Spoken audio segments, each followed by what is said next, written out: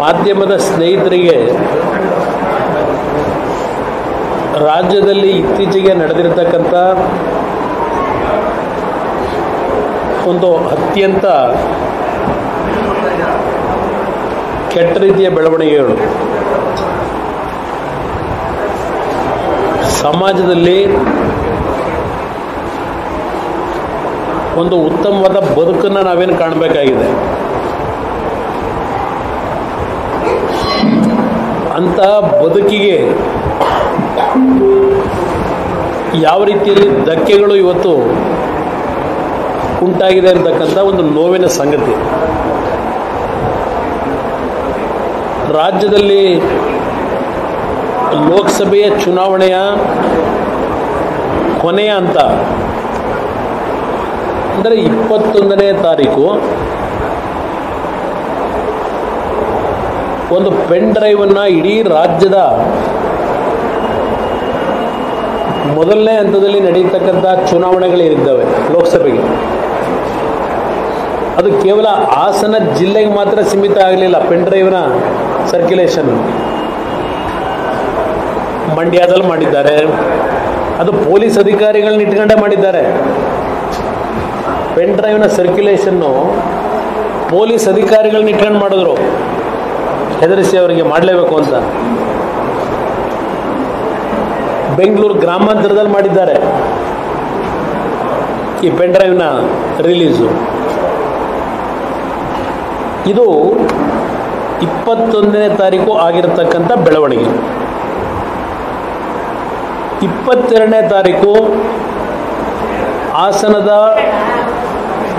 JDS ಪಕ್ಷದ ಅಭ್ಯರ್ಥಿ, ನಾನು BJP ಮೈತ್ರಿ ಅಂತ ಹೇಳಲ್ಲ, ಈಗ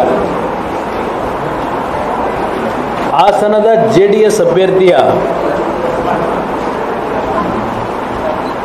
ಎಲೆಕ್ಷನ್ ಏಜೆಂಟ್ ಇದ್ದಾನೆ ಪ್ರಜ್ವಲ್ ಪೂರ್ಣಚಂದ್ರ ಅಂತ ಹೇಳಿ ಏಜೆಂಟ್ ಏನಿದ್ರು ಅವರು 22ನೇ ತಾರೀಕು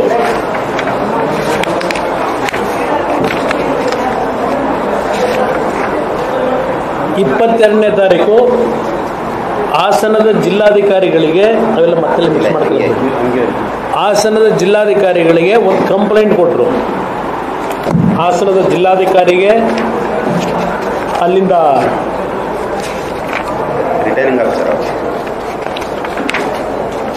ಜಿಲ್ಲಾಧಿಕಾರಿಗೂ ಸಹ ಕೊಟ್ಟಿದ್ದಾರೆ, ರಿಟರ್ನಿಂಗ್ ಆಫೀಸರ್ ಅವ್ರಿಗೂ ಸಹ ಒಂದು ಕಂಪ್ಲೇಂಟ್ ಕೊಟ್ಟಿದ್ದಾರೆ, ಜಿಲ್ಲಾಧಿಕಾರಿ ಮತ್ತು ಪೊಲೀಸ್ ಅಧಿಕಾರಿಗೆ. ಇದು 21ನೇ ತಾರೀಕು ರಾತ್ರಿ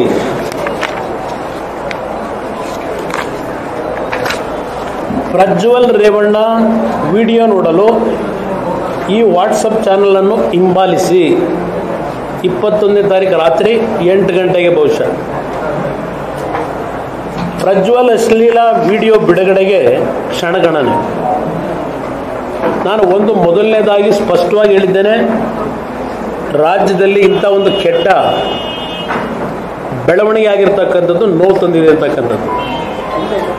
ಈ ಒಂದು ಅಶ್ಲೀಲ ಪ್ರಕರಣದ ಬಗ್ಗೆ ನಾನು ಯಾವುದೇ ಕಾರಣಕ್ಕೂ ಯಾವುದೇ ವ್ಯಕ್ತಿ, ನಮ್ಮ ಸಂಬಂಧಿಕರಿರಲಿ, ಯಾರನ್ನೂ ನಾನು ರಕ್ಷಣೆ ಕೊಡ್ತಕ್ಕಂಥವನಲ್ಲ. ಈ ಪ್ರಕರಣ ಬಂದಾಗಲೇ ಹೇಳಿದ್ದೇನೆ, ಯಾರು ನನ್ನ ಬಗ್ಗೆ ಅನುಮಾನ ವ್ಯಕ್ತಪಡಿಸ್ಕೋಬೇಡಿ. ನಾಡಿನ ಜನತೆಯ ಮುಂದೆ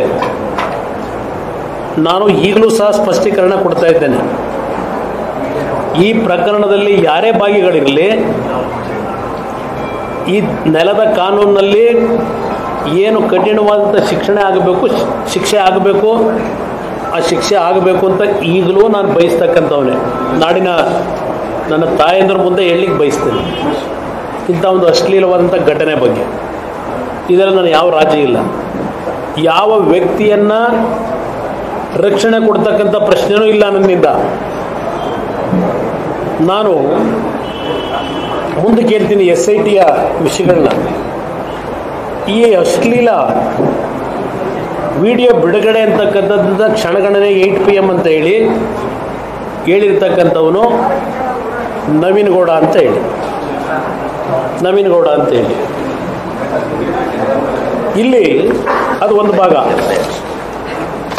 ನಮ್ಮ ಪೂರ್ಣಚಂದ್ರ ತೇಜಸ್ವಿ ಅಂತೇಳಿ ಪೋಲಿಂಗ್ ಏಜೆಂಟ್ ಏನಿದ್ದಾನೆ, ನಮ್ಮ ಕ್ಯಾಂಡಿಡೇಟ್ ಪೋಲಿಂಗ್ ಏಜೆಂಟ್, ಅವರು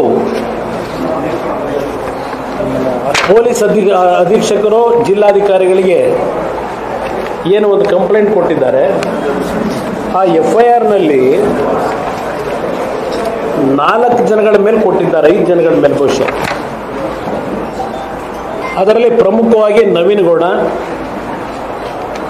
ಕಾರ್ತಿಕ್ ಗೌಡ,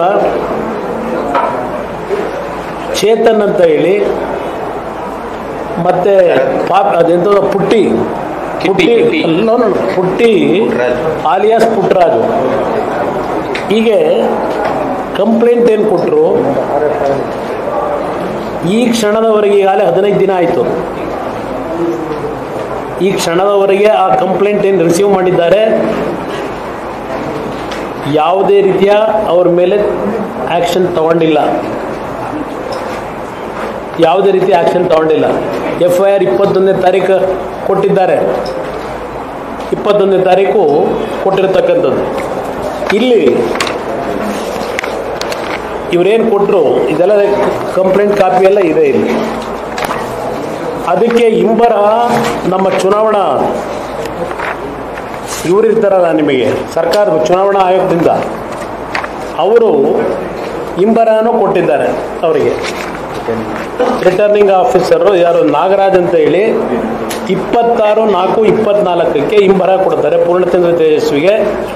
ಮೇಲ್ಕಂಡ ವಿಷಯಕ್ಕೆ ಸಂಬಂಧಿಸಿದಂತೆ ಉಲ್ಲೇಖ 1ರ ನಿಮ್ಮ ದೂರಿನ ಕುರಿತು ಜಿಲ್ಲಾ ಚುನಾವಣಾಧಿಕಾರಿ, ಜಿಲ್ಲಾಧಿಕಾರಿ ಹಾಸನ ಇವರಿಂದ ಸ್ವೀಕೃತವಾಗಿರುವ ಉಲ್ಲೇಖ 3ರ ವರದಿಯನ್ನು ಇದರೊಂದಿಗೆ ಲಗತ್ತಿಸಿದೆ. ಸದರಿ ವರದಿಯನ್ವಯ ನಿಮ್ಮ ದೂರು ಅರ್ಜಿಯನ್ನು ಮುಕ್ತಾಯಗೊಳಿಸಲಾಗಿದೆ ಅಂತೇಳಿ ನಾಗರಾಜು ಅಂತ ಹೇಳಿ ಅವರು ಚುನಾವಣಾ ರಾಜ್ಯ ನೋಡಲ್ ಅಧಿಕಾರಿ PGR ಸೆಲ್ ಇದು ಕೊಟ್ಕೊಂಡಿದ್ದಾರೆ. ಪೂರ್ಣಚಂದ್ರ ತೇಜಸ್ವಿ ಏನು ಕಂಪ್ಲೇಂಟ್ ಕೊಟ್ಟರು, ಸರ್ಕಾರದ ಗಮನಕ್ಕೆ ಹೋಯಿತು, ಜಿಲ್ಲಾಧಿಕಾರಿ ಕೊಟ್ಟಿದ್ದಾರೆ, ಪೊಲೀಸ್ ವರಿಷ್ಠಾಧಿಕಾರಿ ಕೊಟ್ಟಿದ್ದಾರೆ, ಸೆಲ್ ಸ್ಟೇಷನ್ ಅಂತ ಹೇಳಿ ಸೆನ್ ಪೊಲೀಸ್ ಸ್ಟೇಷನ್ ಅಲ್ಲಿ ಕಂಪ್ಲೇಂಟ್ ರಿಜಿಸ್ಟರ್ ಆಗಿರ್ತಕ್ಕಂಥದ್ದು ಬರ್ತದೆ. ಇದಾದ ಮೇಲೆ ಆಮೇಲೆ ಯಾವುದೋ ಒಂದು ಖಾಸಗಿ ಚಾನಲ್ನಲ್ಲಿ ಪ್ರತಿದಿನ ಅವರೇನೋ ಪಾಪ ಅವರ ಪತ್ರಿಕೆನ ಮಾಡ್ಕೊಂಡವ್ರೆ. ಇಲ್ಲಿ ರಾಜ್ಯದಾದ್ಯಂತ, ಹಾಸನದಾದ್ಯಂತ ಸುಮಾರು 25,000ಕ್ಕೂ ಹೆಚ್ಚು ಪೆನ್ ಡ್ರೈವ್ ಹಂಚಿಕೆ. ಪ್ರಜ್ವಲ್ ಪೆನ್ ಡ್ರೈವ್ ಡೀಲ್ ಕೋಟಿ ರೂ. ಇದು ಅಲ್ಲೇ ಲೋಕಲ್ ಪೇಪರ್ಗಳೆಲ್ಲ ವಿಶ್ವವಾಣಿ ವಿಶೇಷ. ಕೊಟ್ಟವರಿಗೂ ಕೋಟಿ 25,000 ಪೆನ್ ಡ್ರೈವ್ ಹಂಚಿಕೆ. ಇದೆಲ್ಲ ಆರ್ಟಿಕಲ್ ಇದೆ ಬ್ರದರ್.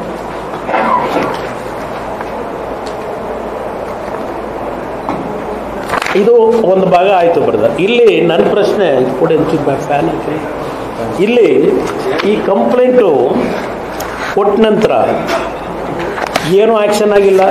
ಇಲ್ಲಿ ನಾವು ಯಾರಾದರೂ ಕಾರ್ಯಕರ್ತರು ಯಾರ ಮೇಲಾದರೂ ಒಂದು ಇದು ಮಾಡಿದ್ರೆ, ಒಂದು ಇದು ನಿಮ್ಮ ಪೋಸ್ಟ್ ಮಾಡಿಬಿಟ್ರೆ ಏನು ತರಾತುರಿಲಿ ಅವ್ರ ಮನೆ ಗಿನೆ ಎಲ್ಲ ಸರ್ಚ್ ಮಾಡ್ಕೊಂಡು ಸ್ಟೇಷನ್ಗೆ ಕರ್ಕೊಂಡೋಗಿ ಕೂರಿಸ್ಕೊತಾರೆ.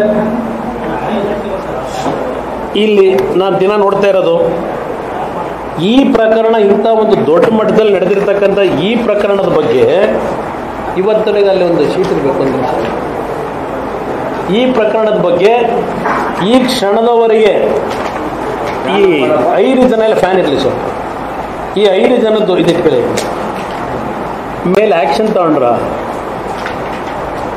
ಇವತ್ತು ನಮ್ಮ ಹನುಮಂತರಾಯಪ್ಪ ಅಂತೇಳಿ CH ಹನುಮಂತರಾಯಪ್ಪರಿಲ್ಲ ತಲೆಗಡೆ ಇರಬೇಕಲ್ಲಿ ಒಂದು ಆರ್ಟಿಕಲ್ ಬರೆದಿದ್ದಾರೆ, ನೋಡಿದೆ ಬೆಳಗ್ಗೆ.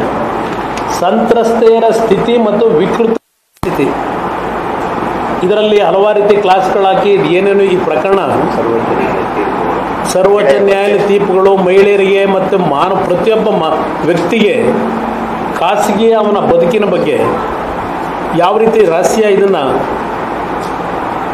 ಹೊರಗಡೆ ತರಬಾರ್ದು ಅಂತಕ್ಕಂಥದ್ದು ಎಲ್ಲ ಪ್ರತಿಯೊಂದು ಎಲ್ಲ ಬರ್ಕೊಂಡು ಹೋಗಿದ್ದಾರೆ. ಇದೆಲ್ಲ ನಿಮ್ಮ ಮುಂದೆ ನಾನು ಹೇಳಲಿಕ್ಕೆ ಹೋಗೋದಿಲ್ಲ. ಇದು ಅವರು ಸೀನಿಯರ್ ಅಡ್ವೊಕೇಟು. ಇವತ್ತು ಈ ಸಮಾಜ ಎಲ್ಲಿಗೆ ಹೋಗ್ತಾಯಿದೆ, ಸರ್ಕಾರ ಇದನ್ನು ಎಲ್ಲಿಗೆ ತಗೊಂಡೋಗಿದ್ದಾರೆ, ಇದರಲ್ಲಿ ಇನ್ವಾಲ್ವ್ ಆಗಿರ್ತಕ್ಕಂಥವ್ರು ಎಲ್ಲಿಗೆ ತಗೊಂಡೋಗಿದ್ದಾರೆ, ಯಾವ ರೀತಿ ಇದ್ರ ಬಗ್ಗೆ ತನಿಖೆ ನಡೀತಿದೆ, ಇದೆಲ್ಲ ಮಾಡ್ಕೊಂಡಿದ್ದಾರೆ. ಇದು ಒಂದು ಭಾಗ. ಇಲ್ಲಿ ಬ್ರದರ್, ಈ ಚುನಾವಣೆಗಳು ನಡೀತಾ ಇತ್ತಲ್ಲ, ಚುನಾವಣೆ ನಡೆಯೋ ಟೈಮ್ನಲ್ಲಿ ನಮ್ಮ ಮುಖ್ಯಮಂತ್ರಿಗಳು ಒಂದು 100 ಬಾರಿ ಹೇಳಿದ್ದಾರೆ. ರಾಜ್ಯದ ಗೌರವಾನ್ವಿತ ಮುಖ್ಯಮಂತ್ರಿಗಳು ಈ ಬಾರಿ ಕುಮಾರಸ್ವಾಮಿ ಮತ್ತು JDSನ 4 ಅಭ್ಯರ್ಥಿಗಳು, 3 ಅಭ್ಯರ್ಥಿಗಳು ಇದರಲ್ಲಿ ಭೂಮಿ ಮೇಲೆ ಸೂರ್ಯ ಚಂದ್ರರು ಹುಟ್ಟೋದು ಎಷ್ಟು ಸತ್ಯವೋ ಕುಮಾರಸ್ವಾಮಿ ಗೆಲ್ಲಿಕ್ಕೆ ಸಾಧ್ಯ ಇಲ್ಲ, JDS ಪಕ್ಷ ಗೆಲ್ಲಿಕ್ಕೆ ಸಾಧ್ಯ ಇಲ್ಲ. HD ಕುಮಾರಸ್ವಾಮಿ ಸೋಲಿನ ಭಯದಿಂದ ಮಂಡ್ಯಕ್ಕೆ ಬಂದಿದ್ದಾರೆ, ಅವರಿಗೆ ಇಲ್ಲೂ ಸೋಲು ಖಚಿತ. ಮುಖ್ಯಮಂತ್ರಿಗಳು ಪದೇ ಪದೇ ಹೇಳಿದ್ದಾರೆ. ಇದು ಯಾವ ರೀತಿ ಪ್ರಾರಂಭ ಆಗಿದೆ ಅನ್ನೋದಕ್ಕೆ ಅಷ್ಟೊಂದು ಧೈರ್ಯವಾಗಿ ಅವ್ರು ಹೇಳಬೇಕಾದ್ರೆ, ಇದರೊಳಗೆ ಯಾರ್ಯಾರ ಪಾತ್ರ ಇದೆ, ಇದು ಪೆನ್ ಡ್ರೈವು, ಇದು ಸತ್ಯಾಂಶ ಹೊರಗೆ ಬರಬೇಕು. ಇಲ್ಲೂ ಖಚಿತವಾಗಿ ಸೋಲಿಸುವ ಮಂಡ್ಯ ಜಿಲ್ಲೆ ಜನತೆ ನಿರ್ಧರಿಸಿದ್ದಾರೆ, ಈಗ ಸೋಲು ಕಟ್ಟಿಟ್ಟ ಬುದ್ಧಿ ಅಂತ ಹೇಳಿ ಪಾಪ ನಮ್ಮ ಹಾಲಿ ಮುಖ್ಯಮಂತ್ರಿಗಳು ಹೇಳಿಕೆ ಕೊಟ್ಟಿದ್ದಾರೆ. ಮಿಸ್ಟರ್ ಕುಮಾರಸ್ವಾಮಿ, ನೀನು ಚುನಾವಣೆಯಲ್ಲಿ ಗೆಲ್ಲಲ್ಲ, ಏಕವಚನದಲ್ಲಿ ಹರಿಹಾಯ್ದ DKC. ಮಿಸ್ಟರ್ ಕುಮಾರಸ್ವಾಮಿ, ನೀನು ಚುನಾವಣೆಯಲ್ಲಿ ಗೆಲ್ಲಲ್ಲ. ರಾಜ್ಯದಂಥ ಮಹಿಳಾ ಹೋರಾಟಕ್ಕೆ DCM ಕರೆ, ಇದೆಲ್ಲ ನೋಡೋದಲ್ಲ. ಆಗ ಗೋ ಬ್ಯಾಕ್ ಕುಮಾರಸ್ವಾಮಿ ಅಂತ ಹೇಳಿ ಯಾವ ಪಾಪ ಹೆಣ್ಮಕ್ಳು ಗೊತ್ತಿಲ್ಲದೆ ಇದ್ದಾರನ್ನೆಲ್ಲ ಕರ್ಕೊಂಬಂದು ಸ್ಟ್ರೈಕು ನಡೀತು ನನ್ನ ಮೇಲೆ. ಅದು ಒಂದು ಭಾಗ ಇಟ್ಕೊಳ್ಳಿ. ಇಲ್ಲಿ ಇದೆಲ್ಲ ಪ್ರಕರಣ ಆದಮೇಲೆ ಈ 26ಕ್ಕೆ ಚುನಾವಣೆ ಆಯಿತು. 26 ಚುನಾವಣೆ ಆಗೋವರೆಗೆ ಇಲ್ಲಿ 22ನೇ ತಾರೀಕು FIR ಕೊಟ್ರಲ್ಲ, FIR ಒಂದು ಕಂಪ್ಲೇಂಟು ನಮ್ಮ ಪೋಲಿಂಗ್ ಏಜೆಂಟು, ಇದ್ರ ಬಗ್ಗೆ ಯಾವ ತನಿಖೆ ಆಗಲಿಲ್ಲ, ಯಾರನ್ನೂ ಟಚ್ಚು ಮಾಡಲಿಲ್ಲ ಈ ಸರ್ಕಾರ. 25ನೇ ತಾರೀಕು ನಮ್ಮ ನಾಗಲಕ್ಷ್ಮಿ ಚೌಧರಿ ಅಧ್ಯಕ್ಷರು, ಕರ್ನಾಟಕ ರಾಜ್ಯ ಮಹಿಳಾ ಆಯೋಗ, ಇವರು ಮುಖ್ಯಮಂತ್ರಿಗಳಿಗೆ 25/4 ಒಂದು ಪತ್ರ ಬರೆದರು, ವಿಶೇಷ ತನಿಖಾ ತಂಡವನ್ನು ರಚನೆ ಮಾಡಿ ಅಂತೇಳಿ. ಅದ್ರಲ್ಲಿ ಕಂಪ್ಲೇಂಟಲ್ಲಿ ಏನು ಹೇಳ್ತಾರೆ, ಅಮಾಯಕ ಹೆಣ್ಣು ಮಕ್ಕಳನ್ನು ಲೈಂಗಿಕ ಕ್ರಿಯೆಗೆ ಬಳಸಿಕೊಂಡು ಮೊಬೈಲ್ನಲ್ಲಿ ಖಾಸಗಿ ವಿಡಿಯೋವನ್ನು ಚಿತ್ರೀಕರಿಸಿಕೊಂಡು ಬ್ಲ್ಯಾಕ್ ಮೇಲ್ ಮಾಡುತ್ತಿರುವುದಾಗಿ ಸಮೂಹ ಮಾಧ್ಯಮದಲ್ಲಿ ಪ್ರಚಾರವಾಗುತ್ತಿದೆ. ಅಲ್ಲದೆ ಪ್ರಭಾವಿ ರಾಜಕಾರಣಿಗಳು ಅನೇಕ ಮಹಿಳೆಯರನ್ನು ಲೈಂಗಿಕವಾಗಿ ಪ್ರಭಾವಿ ರಾಜಕಾರಣಿಗಳು ಅಂದರೆ ಎಷ್ಟು ಜನ ಹೆಸರಿಲ್ಲ ಅಲ್ಲಿ. ರಾಜಕಾರಣಿಗಳು ಅಂತಕ್ಕಂಥದ್ದು ಒಬ್ಬರಿಂದ 100 ಜನ ಬೇಕಾದರೂ ಆಗ್ಬೋದಲ್ವ ರಾಜಕಾರಣಿಗಳು. ಇಡೀ ರಾಜ್ಯದಲ್ಲಿ ನಡೀತಾ ಇರತಕ್ಕಂಥದ್ದು ಹೇಳಿದ್ರು, ಬರೀ ಹಾಸನ ಜಿಲ್ಲೆ ಪೆನ್ ಡ್ರೈವ್ ಬಗ್ಗೆ ಹೇಳಿದ್ರು. ಇದರಲ್ಲಿ ಆಮೇಲೆ ಸೆಕೆಂಡ್ ಪ್ಯಾರಾದಲ್ಲಿದೆ ಅದು. ಇಲ್ಲೇನು ಹೇಳ್ತಾರೆ ಸೆಕೆಂಡ್ ಪ್ಯಾರಾದಲ್ಲಿ, ಸಾರ್ವಜನಿಕಗೊಳಿಸಿದ ವ್ಯಕ್ತಿಯನ್ನು ಇಲ್ಲಿ ಚಿತ್ರೀಕರಣ ಮಾಡಿದ ವ್ಯಕ್ತಿ ಮತ್ತು ಅದನ್ನು ಸಾರ್ವಜನಿಕಗೊಳಿಸಿದ ವ್ಯಕ್ತಿಯನ್ನು ತನಿಖೆಗೆ ಒಳಪಡಿಸುವ ಮೂಲಕ ಮಹಿಳೆಯರ ಘನತೆ ಹಾಗೂ ಅಸ್ತಿತ್ವಕ್ಕೆ ಹಾನಿ ಉಂಟು ಮಾಡುತ್ತಿರುವವನನ್ನು ಶೀಘ್ರವಾಗಿ ಪತ್ತೆ ಹಚ್ಚಲು ವಿಶೇಷ ತನಿಖಾ ತಂಡವನ್ನು ರಚನೆ ಮಾಡಿ ಅಂತ ಕಂಪ್ಲೇಂಟ್ ಕೊಟ್ಟರು. ಅದಕ್ಕೆ ನಮ್ಮ ಮುಖ್ಯಮಂತ್ರಿಗಳು ಅವತ್ತು ರಾತ್ರಿನೇ 27ನೇ ತಾರೀಕು ಪ್ರಜ್ವಲ್ ರೇವಣ್ಣ ಅವರ ಅಶ್ಲೀಲ ವಿಡಿಯೋ ಪ್ರಕರಣಕ್ಕೆ ಸಂಬಂಧಿಸಿದ ವಿಶೇಷ ತನಿಖಾ ತಂಡ ರಚಿಸಲು ಸರ್ಕಾರ ತೀರ್ಮಾನಿಸಿದೆ. ಇವರು ಒಂದು ಕಂಪ್ಲೇಂಟ್ ಮೇಲೆ ಯಾರೋ ನಮ್ಮ ಮಹಿಳಾ ಆಯೋಗದ ಅಧ್ಯಕ್ಷರು ಅವರು ಒಂದು ಮಾಡಿದ್ರು, ಎಕ್ಸ್ನಲ್ಲಿ ಟ್ವೀಟ್ ಮಾಡ್ಕೊಂಡ್ರು ಮುಖ್ಯಮಂತ್ರಿಗಳು, ರಚನೆ ಮಾಡ್ತೀವಿ ಅಂತೇಳಿ. ಆಯೋಗ ಅಧ್ಯಕ್ಷ ಸರ್ಕಾರಕ್ಕೆ ಪತ್ರ ಬರೆದಿದ್ದರು, ಅವರ ಮನವಿಗೆ ಸ್ಪಂದಿಸಿ ಈ ನಿರ್ಣಯ ಕೈಗೊಳ್ಳಲಾಗಿದೆ. ಇಲ್ಲಿ ಅವರು ಪತ್ರ ಬರೆದಿರೋದು ಎಲ್ಲೂ ರೇವಣ್ಣ ಅವರ ಹೆಸರಿಲ್ಲ, ಪ್ರಜ್ವಲ್ ರೇವಣ್ಣದ್ದು ಇಲ್ಲ, ರೇವಣ್ಣಂದು ಇಲ್ಲ. ಮುಖ್ಯಮಂತ್ರಿಗಳು ಪ್ರಜ್ವಲ್ ರೇವಣ್ಣ ಅವರ ಅಶ್ಲೀಲ ವಿಡಿಯೋ ಅಂತ ಹೇಳಿ ಟ್ವೀಟ್ ಮಾಡ್ತಾರೆ. ಇಲ್ಲಿ ಕಂಪ್ಲೇಂಟ್ನಲ್ಲಿ ಆಯೋಗದ ಅಧ್ಯಕ್ಷರು ಪರ್ಟಿಕ್ಯುಲರ್ ಹೆಸರು ಯಾರ್ದು ಹಾಕಿಲ್ಲ, ಪ್ರಕರಣದ ಬಗ್ಗೆ ತನಿಖೆ ಮಾಡಿ ಅಂತ ಹೇಳೋದು. ಮುಖ್ಯಮಂತ್ರಿಗಳು ಲಾಯರು ಬೇರೆ ಅವರು. ಇದರಲ್ಲಿ ಟ್ವೀಟ್ನಲ್ಲಿ ಪ್ರಜ್ವಲ್ ರೇವಣ್ಣನ ಹೆಸರು, ನಾನು ಅದಕ್ಕೆ ತಕರಾರೇನಿಲ್ಲ, ನಾನು ಟೆಕ್ನಿಕಲ್ ಪಾಯಿಂಟ್ ರೈಸ್ ಮಾಡೋಕ್ಕೆ ಹೋಗಲ್ಲ. ಇದು ಯಾವ ರೀತಿಯ ಸಂಚುಗಳು ನಡೆದಿದೆ ಅನ್ನೋದಕ್ಕೆ ನಾನು ಹೇಳ್ತಾ ಇರೋದು. ಅವ್ರು ಹೇಳ್ಬಿಟ್ರು, ಅದು ಹೇಳಿದ್ರು. ಅದಾದ ಮೇಲೆ 26ಕ್ಕೆ ಅವರು ಟ್ವೀಟ್ ಮಾಡಿದ್ರೆ 27ಕ್ಕೆ ಟ್ವೀಟ್ ಮಾಡಿದ್ರು, ರಚನೆ ಮಾಡ್ತೀವಿ ಅಂದರು. ಬೆಳಗ್ಗೆ ರಚನೆನೂ ಮಾಡಿದ್ರೆ ನಾವು SIT 28ನೇ ತಾರೀಕು ಆಮೇಲೆ ಏನು ಮಾಡಿದ್ರು, 28ಕ್ಕೆ ಒಂದು ಬೆಂಗಳೂರು ನಗರದಲ್ಲಿ ಕೂತ್ಕೊಂಡು ಒಂದು ಡಿಜಿಟಲ್ ಇದ್ರ ಮುಖಾಂತರ ಗಣಿಕ ಯಂತ್ರವೋ ಎಂಥದ್ದು ಇದೆಯಲ್ಲ, ಗಣಕಿ ಯಂತ್ರ, ಅದರ ಮುಖಾಂತರ ಇಲ್ಲಿ ಟೈಪ್ ಮಾಡಿ, ಯಾರೋ ಇಬ್ಬರು ಶುಭ ಅಂತಲೋ ಇನ್ನೊಬ್ರು ಯಾರೋ ಒಂದು ಹೆಣ್ಮಕ್ಳು ಅಂತ ಹೇಳಿ ಒಂದು ಕಂಪ್ಲೇಂಟನ್ನು ಇಲ್ಲಿ ರೆಡಿ ಮಾಡಿಸಿ ಬೆಂಗಳೂರಿನಲ್ಲಿ, ಅದನ್ನು ಹೊಳೆನರಸೀಪುರದ ಪೊಲೀಸ್ ಠಾಣೆಯಲ್ಲಿ FIR ಮಾಡಿಸಿದ್ರು. ಗಣಕಿ ಯಂತ್ರದ ಮುಖಾಂತರ ಅಲ್ಲಿ ಕಳಿಸಿ ಕಂಪ್ಲೇಂಟ್ ಕೊಟ್ಟಿದ್ದರೆ ಇದು ಸಂತ್ರಸ್ತರೇನ ಇಲ್ಲಿ ಕೂರಿಸ್ಕೊಂಡು ಇಲ್ಲಿ ಬರೆಸ್ಕೊಂಡು ಮಲ್ಲೇಶ್ವರದಲ್ಲಿ ಇಲ್ಲಿಂದ ಅಲ್ಲಿಗೆ ಕಳಿಸಿದ್ರು. ಇಲ್ಲಿ ನಡೆದಿರ್ತಕ್ಕಂಥ FIR ಅಲ್ಲಿ ಮಾಡಿಸಿದ್ರು. ಮಾಡ್ಕೊಳ್ಳಿ, ಸಂತೋಷ. SIT ರಚನೆ ಆಗಿ ಕೊಟ್ಟಿದ್ದೀವಿ ಅಂದಾಗ ಬಹುಶಃ ನಾನು ಭಾಳ ಸಂತೋಷಪಟ್ಟೆ. ಮುಖ್ಯಮಂತ್ರಿಗಳು ಇಷ್ಟೊಂದು ಸ್ಪೀಡಲ್ಲಿ ಈ ತನಿಖೆ ಆದೇಶ ಮಾಡಿ ರಾಜ್ಯದ ಗೌರವವನ್ನು ಯಾವ ಮಟ್ಟಕ್ಕೆ ಉಳಿಸ್ಲಿಕ್ಕೆ ತನಿಖೆಯನ್ನು ಮಾಡಲಿಕ್ಕೆ ಹೊರಟಿದ್ದಾರೆ ಅಂತೇಳಿ. ನಾನು SIT ಕೊಟ್ಟಾಗ ಬ್ರದರ್, ಇದು ಸ್ಪೆಷಲ್ ಇನ್ವೆಸ್ಟಿಗೇಷನ್ ಟೀಮ್ ಅಂತಕ್ಕಂಥದ್ದು ನನ್ನ ತಲೆ ಒಳಗೆ SIT ಕೊಟ್ಟಾಗ ನಾನು ಅಂದ್ಕೊಂಡಿದ್ದು ಭಾಳ ಪಾರದರ್ಶಕವಾಗಿ ತನಿಖೆ ನಡೀಬೋದು ಅಂತ. ಆಮೇಲೆ ನನಗೆ ಗೊತ್ತಾಗಿದ್ದು ಇದು ಸ್ಪೆಷಲ್ ಇನ್ವೆಸ್ಟಿಗೇಷನ್ ಟೀಮ್ ಅಲ್ಲ, ಇದು ಒಂದು ಟೀಮು ಸಿದ್ದರಾಮಯ್ಯ ಇನ್ವೆಸ್ಟಿಗೇಷನ್ ಟೀಮು ಅಂತ ಒಂದು, ಮತ್ತೊಂದು ಶಿವಕುಮಾರ್ ಇನ್ವೆಸ್ಟಿಗೇಷನ್ ಟೀಮ್ ಅಂತ ಇನ್ನೊಂದು. ಇದು ಸ್ಪೆಷಲ್ ಇನ್ವೆಸ್ಟಿಗೇಷನ್ ಟೀಮ್ ಅಲ್ಲ. ಎಷ್ಟು ಗಂಟೆಗೆ ನಿಮ್ಮ ಇನ್ವೆಸ್ಟಿಗೇಷನ್ ಟೀಮ್ ಮಾಡ್ಕೊಂಡಿದ್ದೀರಲ್ಲ, ನಿಮ್ಮ ಮುಖ್ಯಮಂತ್ರಿಗಳು ಯಾವನೋ ಒಬ್ಬನ ಕರೆದು ಒಳ್ಳೆ ಲಿಸ್ಟ್ ನನ್ನ ಕಡೆ ಒಂದು ಕೊಡು ಅಂತ ಕೇಳಿದ್ರು. ಒಬ್ಬ ಅಧಿಕಾರಿ ಕರೆದು ಇವರು ಇನ್ನೊಂದು ಕಡೆ ಶುರು ಮಾಡಿದ್ರು. ಶಿವಕುಮಾರ್ ಇನ್ವೆಸ್ಟಿಗೇಷನ್ ಟೀಮು ಇವ್ರದ್ದು ಪ್ರತಿನಿತ್ಯ ಕಾನ್ವರ್ಸೇಷನ್ಗಳವಲ್ಲ, ಮನೆ ಕರೆಸಿ ಮಾತಾಡ್ತಾ ಇರೋದು ಬೇರೆ ಇಟ್ಕೊಳ್ಳಿ, ಕಾನ್ವರ್ಸೇಷನ್ ನಡೀತಾವಲ್ಲ ಫೋನ್ ಟ್ಯಾಪ್ ಇದರಲ್ಲಿ, ಅವೆಲ್ಲ ಇವತ್ತು ಹೊರಗೆ ಬರಬೇಕು.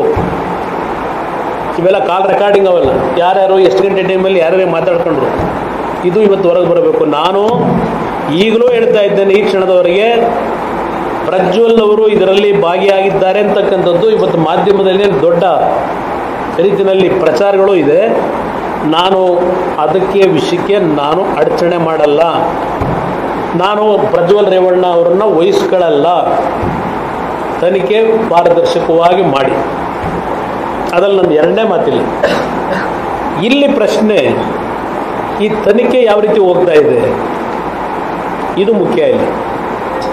ಇಲ್ಲಿ ಪ್ರಶ್ನೆ 28ನೇ ತಾರೀಕು FIRನ ಹೊಳೆನರಸೀಪುರದಲ್ಲಿ ಏನು ನೀವು ಮಾಡ್ಕೊಂಡ್ರಿ, FIRನಲ್ಲಿ ಯಾವ ಒಂದು ಸೆಕ್ಷನ್ಗಳನ್ನು ಹಾಕಿದ್ರು, ಆ ಸೆಕ್ಷನ್ಗಳಲ್ಲಿ ಎಲ್ಲ ಬೇಲಬಲ್ ಸೆಕ್ಷನ್ಗಳನ್ನು ಹಾಕೊಂಡಿದ್ದೀರಿ.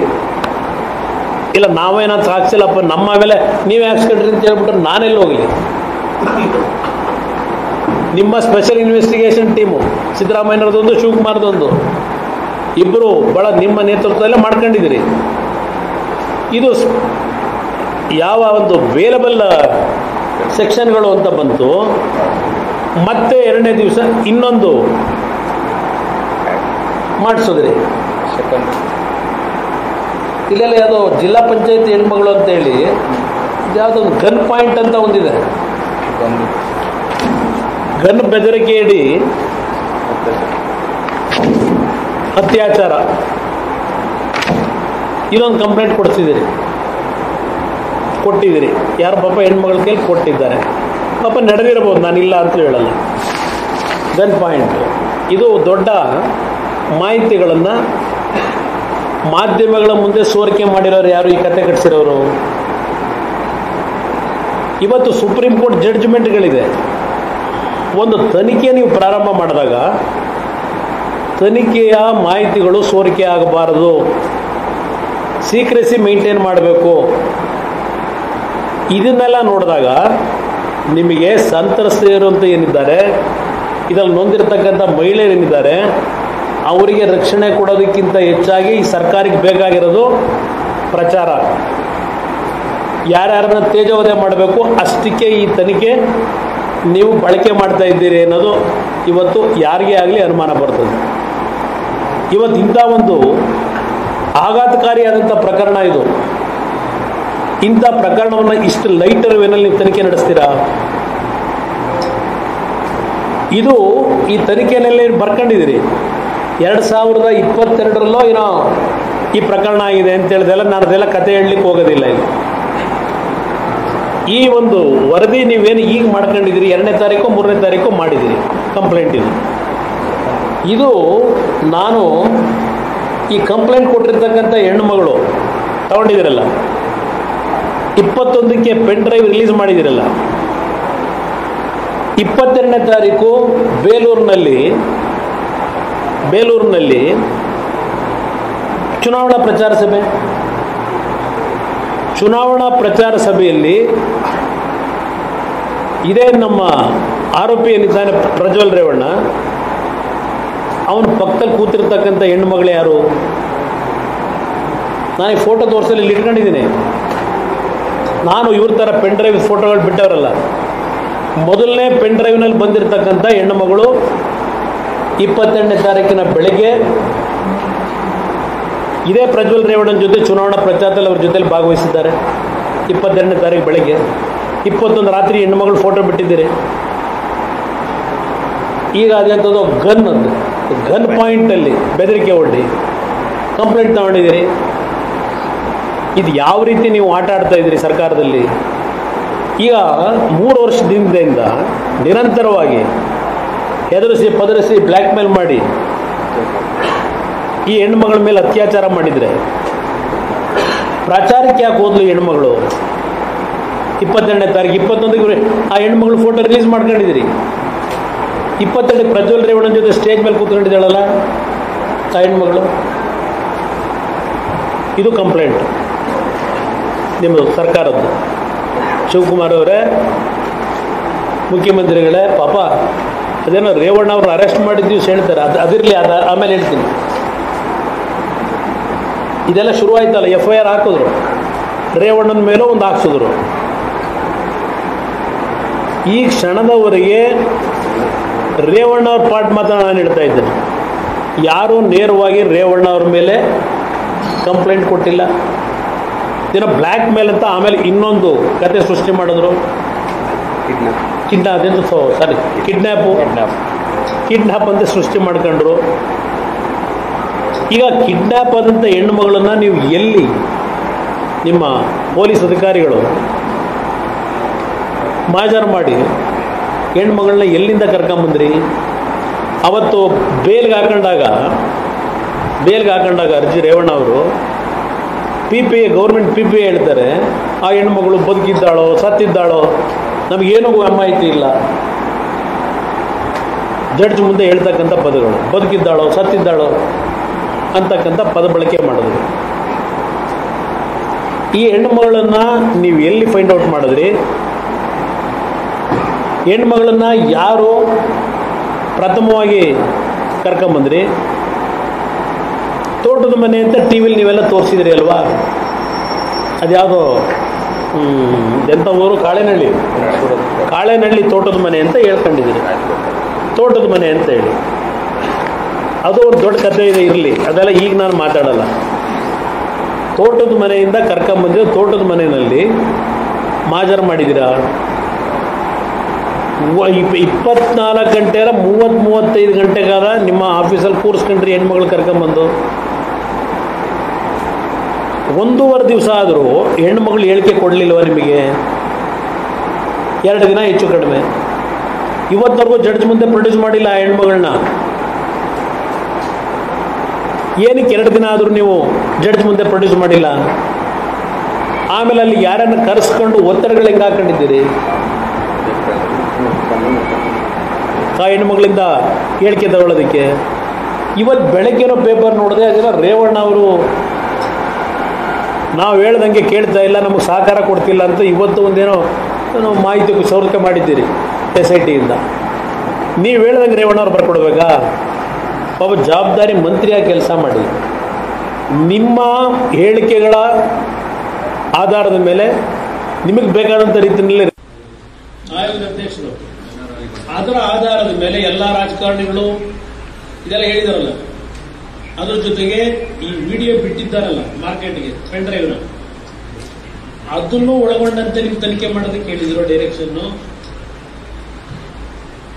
ಇದು ಇಲ್ಲಿರ್ತಕ್ಕಂಥ ಪ್ರಶ್ನೆ. 15 ದಿವಸ ಆಗಿದೆ.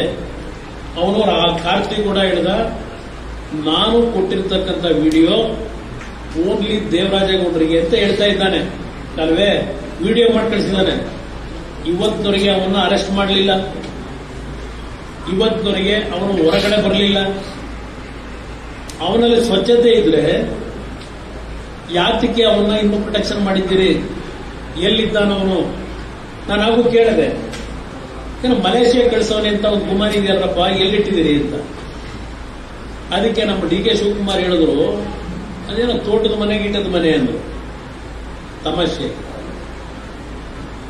ರೇವಣ್ಣ ಅವರು ಅರೆಸ್ಟ್ ಆದಾಗ ಅಯ್ಯೋ ನಾನು ಇದೇನು ಚರ್ಚೆ ಮಾಡಲ್ಲಪ್ಪ, ನಮ್ಮ ಕುಮಾರಣ್ಣ ಅವರು ಹೇಳಿದ್ದಾರೆ, ನಮ್ಮ ಕುಮಾರಣ್ಣ ಅವರು ಏನೋ ಈ ನೆಲದ ಕಾನೂನು ಹುಟ್ಟಿದ ನೀರು ಕುಡಿಲೇಬೇಕು ಅವ್ರು ಹೇಳಿದ್ದಾರೆ, ಅದಕ್ಕೂ ನನ್ನ ಸಮ್ಮತ ಇದೆಯಪ್ಪ ಅಂತ ಅವ್ರು ಹೇಳ್ತಾರೆ. ಮುಖ್ಯಮಂತ್ರಿಗಳೇನು ಹೇಳ್ತಾರೆ? ಹೌದಾ ಅರೆಸ್ಟ್ ಆಯ್ತಾ? ನನ್ನ ವಿಷಯ ಗೊತ್ತಾಗಿಲ್ಲ, ನಾನು ತಿಳ್ಕೊಂಡು ಹೇಳ್ತೀನಿ. ಇದನ್ನ ಈ ಮುಖ್ಯಮಂತ್ರಿ ಹೇಳ್ತಾರೆ. ಯಾವ ರೀತಿ ನಡೀತಾ ಇದೆ ಇದು ನನಗೆ ನಾಟಕ, ಅದಕ್ಕೆ ನಿಮ್ಮ ಮುಂದೆ ಇಡ್ತೇನೆ. ಎಲ್ಲಿದ್ದಾನೆ ಕಾರ್ತಿಕ್? SIT ನಿಜಕ್ಕೂ ನೀವು ಸ್ಪೆಷಲ್ ಇನ್ವೆಸ್ಟಿಗೇಷನ್ ಟೀಮ್ ಆಗಿದ್ರೆ ತನಿಖೆ ಮಾಡ್ತಾ ಇರೋರು, ಯಾತಕ್ಕೆ ಇನ್ನೂ ಇವ್ರನ್ನ ಅರೆಸ್ಟ್ ಮಾಡಿಲ್ಲ? 21ನೇ ತಾರೀಕು ರಾತ್ರಿ 8 ಗಂಟೆಗೆ ಸ್ಪೆಷಲ್ ಅದೇನೋ ಅಶ್ಲೀಲ ವಿಡಿಯೋಗಳು ಬಿಡ್ತೀವಿ ಅಂತ ಹೇಳಿ ವಾಟ್ಸಪ್ ಮಾಡಿದ್ನಲ್ಲ, ಅವನು ಇನ್ನೂ ಏನಾದ್ರು ನೀವು ಟಚ್ ಮಾಡಿದ್ದೀರಾ? 14 ದಿವಸ ಆಗಿದೆ. ಅವನು ಒಂದು ಕಾನ್ವರ್ಸೇಷನ್ ನಡೀತಾ ಇದೆ. ನಾವಿಲ್ಲಿ ಹಾಕಿಲ್ಲ, ರೆಡಿ ಮಾಡಿಲ್ವೇನೋ ಬಹುಶಃ. ಆನ್ಬಾಳ್ನಲ್ಲಿ 700 ಪೆನ್ ಡ್ರೈವ್ಗಳನ್ನ ಸರ್ಕ್ಯುಲೇಟ್ ಮಾಡಿದ್ದೇನೆ ಅಂತಾನೆ. ವಿಡಿಯೋ ಪೆನ್ ಡ್ರೈವ್ನ ಇದೆಯಾ ನೋಡಿ. ಪಾಪ ದೇವರಾಜೇಗೌಡರದು ಪಾಪ ನೀವು ನೆನ್ನೆ ಕ್ಲೀನ್ ಮಾಡ್ತಾ ಇದ್ರಿ. ನೀವು 2 ಗಂಟೆ ಕೂತ್ಕೊಂಡು ಕೇಳಕ್ಕಾಯ್ತದ? ಅವೆಲ್ಲ ಕೇಳ್ತೀನಿ. ಹೋಗಾಯ್ತಾ? ಅಣ್ಣ ಓಡ್ಕೆಟ್ಟ ಹೋದ ಸಹಚಾರ ಎಲ್ಲ ಡ್ಯೂಟಿ ಮುಗಿಸೋಣ. ಎಲೆಕ್ಷನ್ ಡ್ಯೂಟಿ ಎಲ್ಲ ಮುಗಿಸಿ ಹೋದ. ಎಲೆಕ್ಷನ್ ಡ್ಯೂಟಿ ಮುಗಿಸಿ ಪ್ರಜಾರಾಜ್ಯ ಹೋದೆ. ಸಹಚಾರಗಳ ನೀವು ಕೇಸ್ ಮಾಡೋದ್ರೆ ಸಮಾಚಾರ ತನಿಖೆ ಕರಿತಾರೆ ಹೋಗ್ಬೇಕು. ಹಾಸನಲ್ಲೇ ಅಲ್ಲಿ ಕೇಸಾಗಲ್ಲ. SIT ಟೀಮ್ ಈಗ ಫಾರ್ಮ್ ಮಾಡಿದ್ದಾರೆ. ಅವ್ರು ಎನ್ಕ್ವೈರಿ ಕರಿತಾರೆ. ರೆಡಿಯಾಗಿ ಎವಿಡೆನ್ಸ್ ಎಲ್ಲ ರೆಡಿ ಮಾಡ್ಕೊಂಡು ಕೂತಿದ್ದೀನಿ. ಯಾವಾಗ ಫೋನ್ ಮಾಡ್ತಾರೆ ಅಂತ. ಮತ್ತೆ ವಿಶೇಷಗಳು ನಮ್ಗೆ ಒಂದು ವಿಡಿಯೋ ಸಿಗಲಿಲ್ಲ. ನಮ್ಮ ಹತ್ರ ಅಲ್ಲಿ ಸಿಗಲ್ಲ. ಅವೆಲ್ಲ ನಮ್ದು ಪೆಂಡ್ರೆ ವಾಟ್ಸಾಪ್ ಬಿಡ್ಸಕ್ಕಿಲ್ಲ. ಆನ್ಗಳಿಗೆ ಪೆಂಡ್ರೆ ಕಳಿಸಿದ್ದೆ. ಆನ್ಗಳಿಗೆ ಯಾರ ಹತ್ರ ಕಳಿಸಿದ್ದೆ? ಆನ್ಗಳಲ್ಲಿ ಯಾರಿಗೆ? ಟೋಟಲ್ ನಮ್ಮ ಆನ್ಗಳಿಗೆ ಹೊರಡು ಕಳಿಸ್ತೀವಿ. ಆನ್ಗಳಲ್ಲಿ ಯಾಕೆ ಕಳಿಸಿದ್ದೀವಿ?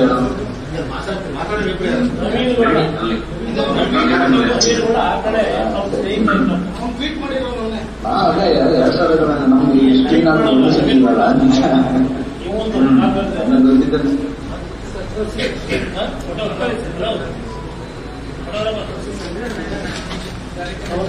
ಬೇರೆ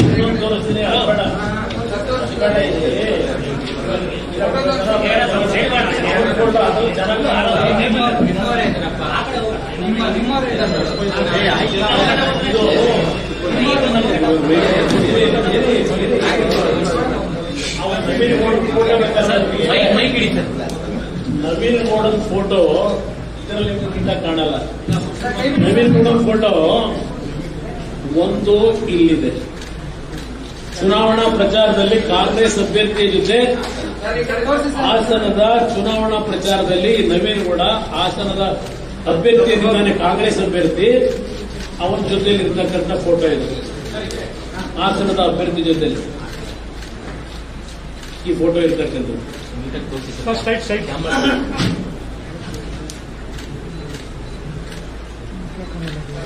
ಪಾಪ ಕಿವಿಯಲ್ಲಿ ಬಹಳ ಗುಟ್ಟು ರಹಸ್ಯ ಹೇಳ್ತಾ ಬಹಳ ರಹಸ್ಯ ಹೇಳ್ತಾ ಇದ್ದಾರೆ ಗುಟ್ಟಲ್ಲಿ ಕ್ಯಾಂಡಿಡೇಟ್ಗೆ. ಹೌದಾ? ಇನ್ನೂ ಚೆನ್ನಾಗಿದೆ.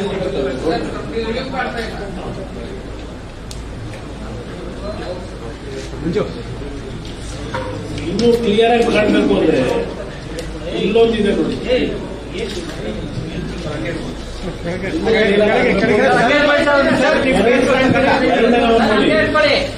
ಎರಡನೇ ಅವನೇ ನವೀನ್ ಗೌಡ.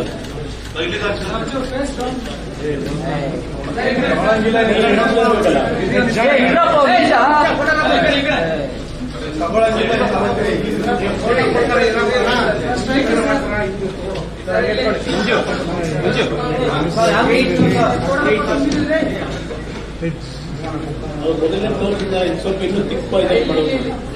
ಇಲ್ಲಿ ಕ್ಯಾಂಡಿಡೇಟ್ ಅವರು ನಿಂತಿರೋದು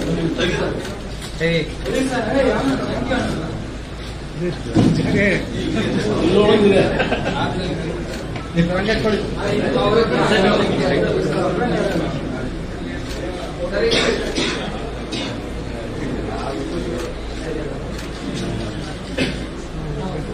ಇವರು ಒಂದು ನಮ್ಮ ಆಫೀಸಲ್ಲೂ ಇದ್ರ ಮೇಲೆ ಓಡಾಡೋಣ ಅಂತ ಹೇಳ್ತಾರೆ.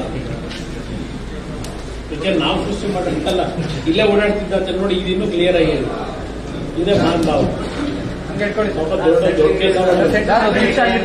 ಎಲ್ಲ ವಾಟ್ಸಪ್ ಇಲ್ಲಿ ಒಂದು ನೋಡ್ಲಿ ಪೆನ್ ಡ್ರೈವ್ ಅಂತ ಇರುತ್ತೆ.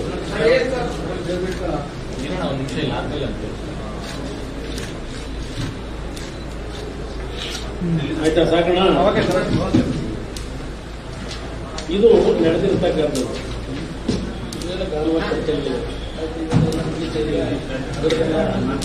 ಈಗ SITಯ ತನಿಖೆ ಏನಿದೆ, ನಾನು ಮುಖ್ಯಮಂತ್ರಿಗಳಿಗೆ ಅದಿಲ್ಲ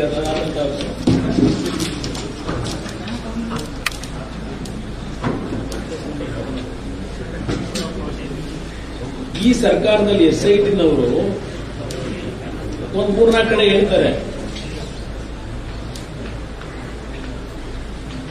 ಸಂತ್ರಸ್ತೆಯನ್ನ ಕಂಪ್ಲೇಂಟ್ ಹುಡುಕ್ತಾ ಇದೀವಿ, ಸಿಗ್ತಾ ಇಲ್ಲ ಅಂತಾರೆ. ಸರಿಯಾದ ತನಿಖೆ ನಡೆದ್ರೆ ಯಾರ್ಯಾರಿಗೆ ಎಷ್ಟೆಷ್ಟು ಲಕ್ಷ ದುಡ್ಡು ಕೊಟ್ಟು ಅವ್ರ ಕೈಲಿ ಸುಳ್ಳು ಕಂಪ್ಲೇಂಟ್ಗಳನ್ನ ಎದುರಿಸಿ ಬದರಿಸಿ ತಗೋಬೇಕು ಅಂತವ್ರೆ ಅನ್ನೋದು, ಅವು ಎಲ್ಲ ಸತ್ಯ ಹೊರಗೆ ಬರುತ್ತೆ. ಅವೆಲ್ಲ ಮಿಸ್ ಮಾಡಬೇಡ, ಸತ್ಯ ಅದು ಹೊರಗೆ ಬರುತ್ತೆ. ಇಲ್ಲಿ ನಿಮ್ಗೆ ಹೇಳ್ಬೇಕು ಅನ್ನೋದಾದ್ರೆ ಅದು ಎತ್ತದು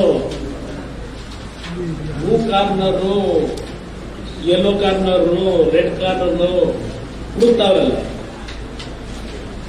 ಪ್ರಜ್ವಲ್ ರೇವಣ್ಣನ್ನು ಹುಡುಕ್ತಾ ಇದ್ರಲ್ಲ, ಅವನ ಪಾಪ ದೇವಸ್ಥಾನ ದೇವ್ರಿಗೆ ಕೈ ಮುಗ್ಕೊಂಡು ಅಯ್ಯೋ ದೇವರೇ ಕಾಪಾಡಪ್ಪ ಅಂತ ಓಡಾಡಕ್ಕೆ ಇಲ್ಲೇ ಇದ್ದ. ಅವನೇ ಎಲ್ಲೂ ಹೋಗಿರಲಿಲ್ಲ. ಏನು ರೇವಣ್ಣಗೂ ಏನೋ ಯೆಲ್ಲೋ ಕಾರ್ನರ್ ಅಂತೆ, ರೆಡ್ ಕಾರ್ನರ್ ಅಂತೆ. ಪರಮೇಶ್ವರೇ, ನಿಮ್ ಇಲಾಖೆ ಈ 5 ಜನ ಬಿಟ್ರಲ್ಲ, ಆ ಹೆಣ್ಣು ಮಕ್ಕಳು ಮಾನ ಮರ್ಯಾದೆಲ್ಲ ಹಾಳು ಮಾಡಿ ಈ ರಾಜ್ಯದ ಗೌರವ ಹಾಳು ಮಾಡಿಟ್ರಲ್ಲ. FIR ಅರಗಲ್ಲ ಹಾಸನದಲ್ಲಿ ಪೆನ್ ಡ್ರೈವ್ ಬಿಟ್ಟು 25,000 ಕೋಟಿ ಕೊಟ್ಟೆ ಇದೆಯಲ್ಲ. ಇಲ್ಲಿ ಪೆನ್ ಡ್ರೈವ್ ಡೀಲ್ ಯಾವನ ಮೇಲೆ ಲುಕ್ಔಟ್ ಕೊಟ್ರಪ್ಪ? ಇವ್ರ ಮೇಲೆ ಯಾವ ಕಲರ್ ಲುಕ್ಔಟ್ ಕೊಟ್ಟಿದ್ದೀನಿ? 15 ದಿವಸ ಆಯ್ತಲ್ಲ. ಗೃಹ ಸಚಿವರಿಗೆ ಕೇಳ್ತೀನಿ ನಾನು, ಇವರಿಬ್ಬರನ್ನು ಕೇಳಲ್ಲ. ಮುಖ್ಯಮಂತ್ರಿನ ನಿಮ್ಮ ಡೆಪ್ಯೂಟಿ ಸಿಎಂನ ಕೇಳಲ್ಲ, ಗೃಹ ಸಚಿವನ ಕೇಳ್ತೀನಿ. ಇವ್ರ ಮೇಲೆ ಯಾವ ಕಲರ್ದು ಲುಕ್ಔಟ್ ಮಾಡಿದಿರಪ್ಪ? 5 ಜನದ ಮೇಲೆ ಕಂಪ್ಲೇಂಟ್ ಕೊಟ್ಟು 22ನೇ ತಾರೀಕು ಟಚ್ ಮಾಡಿಲ್ಲ ಅವ್ರನ್ನ ಯೋಗ್ಯತೆ, ನಿಮ್ಮ ಯೋಗ್ಯತೆಗೆ SIT ಅವರು ಯಾವ ತನಿಖೆ ನಡೆಸ್ತಾ ಇದ್ದೀರಿ? ಯಾವ ತನಿಖೆಗೆ ಆದೇಶ ಮಾಡಿದಿರಿ ಮುಖ್ಯಮಂತ್ರಿ? ನಾನು ಹೇಳಿದಿರಲ್ಲ ವಿಧಾನಸೌಧಕ್ಕೆ ಬರಲಿ ಅಂತ ಹೇಳಿ ಯೋಚನೆ ಮಾಡ್ತಾ ಇದ್ದಾರೆ. ಈಗ ಲೋಕಸಭೆಗೆ ಹೋಗ್ಬೇಕೋ ಇಲ್ಲ ಇಲ್ಲೇ ಉಳ್ಕೋಬೇಕು ಅಂತ ಹೇಳಿ ಚಾಲೆಂಜ್ ಮಾಡೋರು ನನಗೆ. ಎದುರು ಹೋಗ್ತೀವಿ ಅಂತ ತಿಳ್ಕೊಂಡಿದ್ದೀರಾ? ಯಾವ ತಪ್ಪು ಮಾಡಿದ್ರು ಇವತ್ತು ನಮ್ಮ ಜೀವನದಲ್ಲಿ ತಪ್ಪು ಮಾಡಿದವನಿಗೆ ನಾನು ಮುಖ್ಯಮಂತ್ರಿ ಇದ್ದಾಗಲೂ ಅಷ್ಟೇ, ಇಲ್ಲದೆ ಇದ್ದಾಗಲೂ ಅಷ್ಟೇ ರಕ್ಷಣೆ ಕೊಡ್ತಕ್ಕಂಥ ಕೆಲಸ ಮಾಡಕ್ ಹೋಗಿಲ್ಲ. ಇದು ಈ ಸರ್ಕಾರಕ್ಕೆ ನಾನು ಹೇಳ್ತಕ್ಕಂಥದ್ದು. ಇಲ್ಲಿ ಪಾಪ ಈಗ ಅದು ಸರಿ ನಮ್ಮ SIT ಇರಲಿ ಎಂದು ನಮ್ಮ ಹಾಸನ ಜಿಲ್ಲಾಧಿಕಾರಿ ಅವ್ರ ಮುಂದೆ ಹೋದ್ರಲ್ಲ ಕೆಲವರು ಸಂಘಟನೆಗಳು ಅಂತ. ಪಾಪ ಏನು ಹಾಸನ ಜಿಲ್ಲಾಧಿಕಾರಿ ಅದೇನೋ ಶಿಶುಪಾಲ ಕೃಷ್ಣ ಎಲ್ಲರ ಕತೆ ಹೇಳಿದ್ದಾರೆ. ನಿಮ್ ಕತೆ ಕೋಲಾರದಲ್ಲಿ ನಿಮ್ ಗಂಡ ನೀವು ಏನ್ ಮಾಡಿದ್ರೆ ಅದು ಗೊತ್ತಿದೆ ನನಗೆ. ಅದು ಬೇಡ, ಅದೀಗ ಸಬ್ಜೆಕ್ಟ್ ಬೇಡ ನನಗೆ. ನಾನು ಆ ಜಿಲ್ಲಾಧಿಕಾರಿಗೆ ಈಗ ಕೇಳ್ತೀನಿ, ನಿಮ್ ಸಹಾಯವಾಣಿ ಓಪನ್ ಮಾಡಿದ್ರ? ನಿಮ್ SP ಇಬ್ರು ನೀವು ಹೆಣ್ಮಕ್ಳೇ. ನಿಮ್ ಸಹಾಯವಾಣಿಗೆ 2700 2800 ಅಂತ ಆಗಿರೋದು ಪ್ರಕರಣ, ಇದು ಹೆಣ್ಮಕ್ಳ ಮೇಲೆ. ಈ ಕ್ಷಣದವರೆಗೆ ನಿಮ್ ಮುಂದೆ ಸಹಾಯವಾಣಿಗೆ ಯಾರಾದ್ರೂ ಕಂಪ್ಲೇಂಟ್ ಕೊಟ್ಟಿದ್ದಾರ? ಈಗ ಜನರು ಅದಿರಲಿ, ಈ ಸಹಾಯವಾಣಿ ಕತೆ ಹೇಳ್ತಾವ್ರಲ್ಲ, ಈ ಜಿಲ್ಲಾಧಿಕಾರಿ ಸಹಾಯವಾಣಿ ಓಪನ್ ಮಾಡೋದು ಯಾವತ್ತು? SP ಇವರಿಬ್ರು ಎಷ್ಟು ಜನ ಕೇಳಿ ಅರ್ಜಿ ತಗೊಂಡ್ರು? ಇದೆಯಾ ನಿಮ್ಮ ಹತ್ರ? ಇದೆಂತದ್ದು ನಮ್ಮ ರಾಹುಲ್ ಗಾಂಧಿ ಅವರು ಉದಾಹರಣೆ ಮಹಾನ್ ಭಾವನ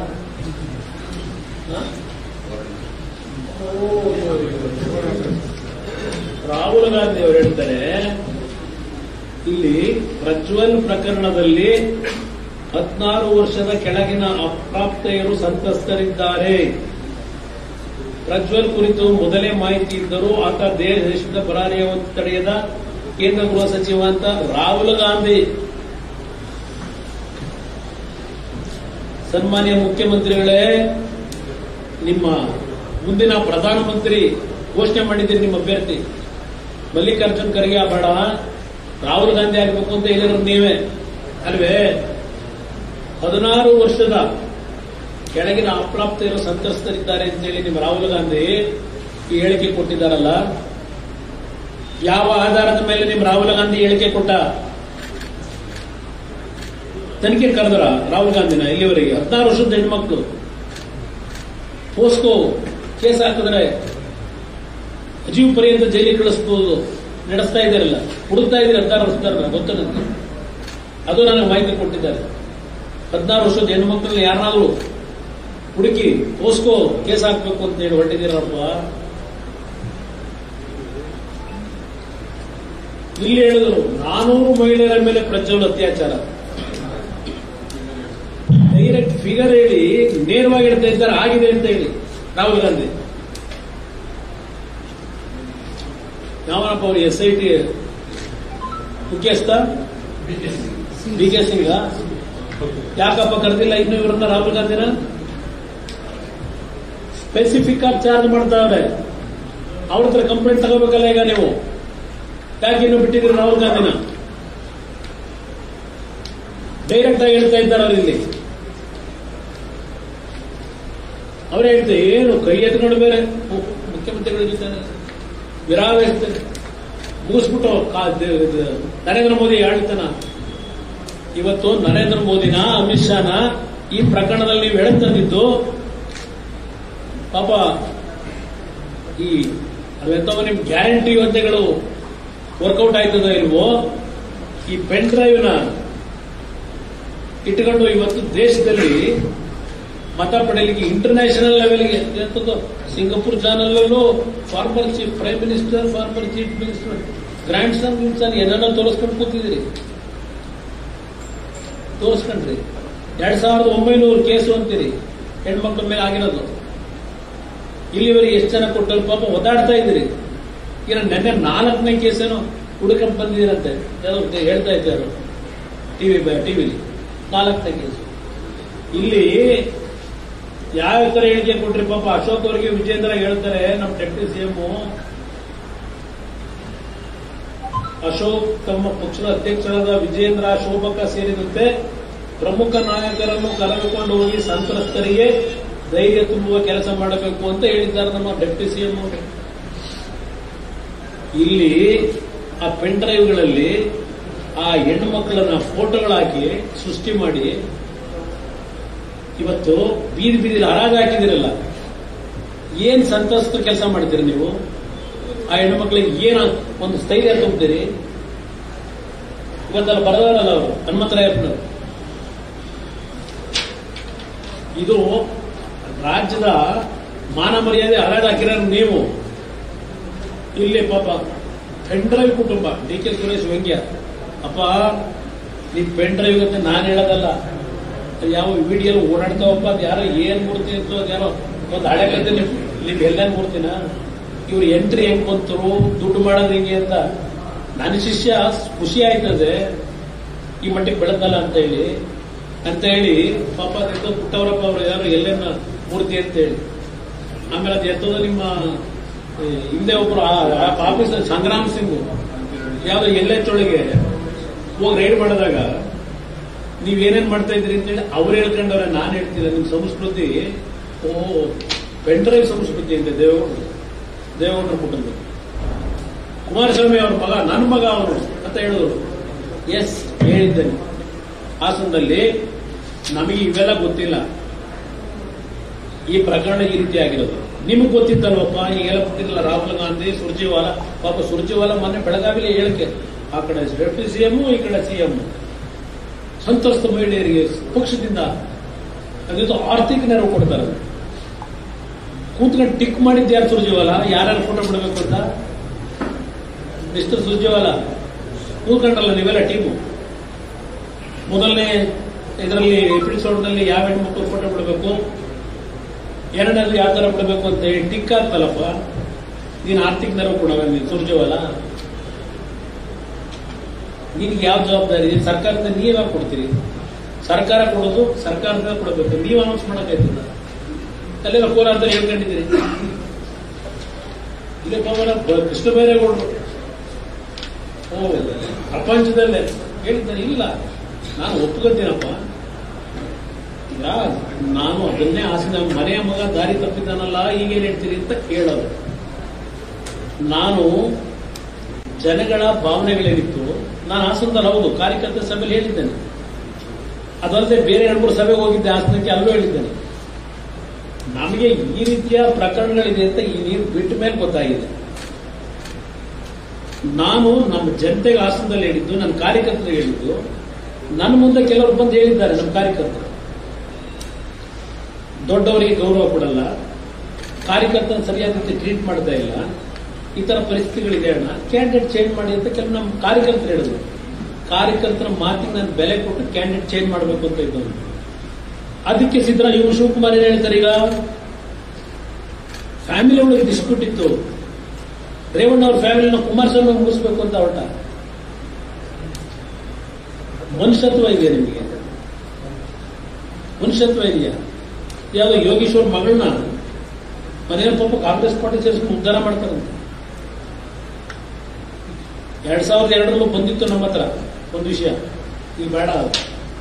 ಇಲ್ಲಿ ಕೃಷ್ಣ ಬೈರೇಗೌಡರು ಹೇಳ್ತಾರಲ್ಲ, ಎಸ್, ನಾನು ನನ್ನ ಜನತೆ ಮುಂದೆ ಕ್ಷಮೆ ಕೇಳಿದ್ದೇನೆ. ಹಾಸನದಲ್ಲಿ ತಪ್ಪು ಮಾಡಿದ್ರೆ ನಾವು ಸರಿದಾರಿ ತರತಕ್ಕಂಥ ತಿದ್ಕೊಳ್ಳೋದಕ್ಕೆ ಅವಕಾಶ ಕೊಡಿ ಅಂತ ನನ್ನ ಕಾರ್ಯಕರ್ತರು ಕೇಳಿದ್ದೇನೆ. ಅವ್ರು ಸರಿಪಡಿಸ್ತಕ್ಕಂಥ ಕೆಲಸ ನಾನು ಮಾಡ್ತೀನಿ ಅಂತ ಹೇಳಿದ್ದೇನೆ ನನ್ನ ಕಾರ್ಯಕರ್ತರು ಹೇಳಿದಾಗ. ಇದು ತಪ್ಪು ನಾನು ಹೇಳಿದ್ದು. ನಾನು ನಮ್ಮ ಕುಟುಂಬ ಅಲ್ಲ ಅಂತ ಯಾಕೆ ಹೇಳಿದೆ? ಏನ್ ರಕ್ತ ಸಂಬಂಧಿ. ತಪ್ಪು ಮಾಡಿದ್ರೆ ತಪ್ಪನ್ನು ಸರಿಪಡಿಸಬೇಕು ಅನ್ನೋದು ನನ್ನ ಉದ್ದೇಶ. ಅದು ಕಾರ್ಯಕರ್ತರಿಗೆ ಹೇಳಿದೆ. ಇದು ನಾನು ದೊಡ್ಡ ಅಪರಾಧ ಮಾಡಿಬಿಟ್ಟೆ ಅಂತೇಳಿ ನನ್ನನ್ನು ಇದು ಕೇಳಿತೀರಲ್ಲಪ್ಪ ಕೃಷ್ಣ ಬೈರೇಗೌಡರು. ನಮ್ಗೆ ಗೊತ್ತು, ಬಹಳ ಚೆನ್ನಾಗಿ ಮಾತನಾಡ್ತೀರಿ ನೀವು. ಬಡವರ ಬಗ್ಗೆ ನಿಮ್ಗೆ ಎಷ್ಟು ಕನಿಕರ ಇದೆ ಅನ್ನೋದು ನನಗೆ ಗೊತ್ತಿದೆ. ಇಲ್ಲಿ ಈಗ SIT ಅವರು ರಾಹುಲ್ ಗಾಂಧಿ ಅವರನ್ನ ಯಾಕೆ ಇನ್ನೂ ಬಿಟ್ಟುಕೊಂಡಿದ್ರಿ? ಒಂದು ಭಾಗ ಮೋದಿ ಮಹಿಳೆಯರ ಕ್ಷಮೆ ಕೇಳಲಿ ರಾಹುಲ್ ಗಾಂಧಿ. ಇವತ್ತು ಮೋದಿ ಅವ್ರನ್ನ ಕೇಳ್ತಾ ಇದ್ರಲ್ಲ ಬಾಯ್ ಬಿಡ್ತಿಲ್ಲ ಅಂತ ಹೇಳಿ, ಏನ್ ಹೇಳಿದ್ದಾರೆ ಮೋದಿ ಅವರು ಇವತ್ತು? ಯಾವುದೇ ಕಾರಣಕ್ಕೂ ಇಂಥ ಪ್ರಕರಣದಲ್ಲಿ ನಡೆದಿರ್ತಕ್ಕಂಥದ್ದೇನಿದೆ, ಪ್ರಜ್ವಲ್ ಅವ್ರನ್ನೂ ಸಹ ನಾವು ಸಾಫ್ಟ್ ಕಾರ್ನರ್ ಇಂದ ನಾವು ಕಾಣ್ಲಿಕ್ಕಾಗಲ್ಲ, ಕ್ಲಿಯರ್ ಆಗಿ ಹೇಳಿದ್ದಾರೆ ನರೇಂದ್ರ ಮೋದಿ ಅವರು. ನರೇಂದ್ರ ಮೋದಿ ಅವರು ಉತ್ತರ ಕೊಡಬೇಕು, ನರೇಂದ್ರ ಮೋದಿ ಅವರು ಉತ್ತರ ಕೊಡಬೇಕು. ಅದು ಯಾವ್ದು ಗೌವಾತಿನಲ್ಲಿ ಯಾವುದೋ ಕಾಂಗ್ರೆಸ್ ಹೆಣ್ಣುಮಗಳಿಗೆ ಏನೋ ಒಂದು ಅತ್ಯಾಚಾರಗಳಾಗಿರುತ್ತೆ, ಕಣ್ಣಲ್ಲಿ ಏನೋ ಕಣ್ಣಾರ ಮಾತಾಡೋರು. ಏನ್ ಆಕ್ಷನ್ ತಗೊಂಡಿದ್ದೀರಪ್ಪ? ಏನ್ ಆಕ್ಷನ್ ತಗೊಂಡ್ರಿ? ಇದು ಒಂದು ಭಾಗ. ಏನ್ ಪ್ರಿಯಾಂಕಾ ಗಾಂಧಿ ಇದು ಎಲ್ಲ ಇಂಟರ್ನ್ಯಾಷನಲ್ ಇದು. ಕಾಂಗ್ರೆಸ್ ಅಧಿಕಾರಿ ಬರಬೇಕೀಗ ಪಾಪ ಇವರಿಗೆ. ಇದು ಯಾವ ರೀತಿಯಲ್ಲಿ ನಡೆದಿದೆ ಪಾಪ ಇಲ್ಲಿ ಹೇಳ್ತಾರೆ, ಎಚ್.ಡಿ.ಕೆ. ಸತ್ಯಹರಿಶ್ಚಂದ್ರ ಮೊಮ್ಮಗ ಅಲ್ವೇ ಅಂತ ಹೇಳಿ. ನಾನೇನು ಸತ್ಯಹರಿಶ್ಚಂದ್ರ ಅಂತ ಎಲ್ಲೂ ಹೇಳ್ಕೊಂಡಿಲ್ಲ, ಸತ್ಯಹರಿಶ್ಚಂದ್ರ ಅಂತ ಎಲ್ಲೂ ಹೇಳ್ಕೊಂಡಿಲ್ಲ. ನೇರವಾಗಿ ವಿಧಾನಸಭೆಯಲ್ಲೇ ಹೇಳಿದ್ದಾರೆ. ಈಗ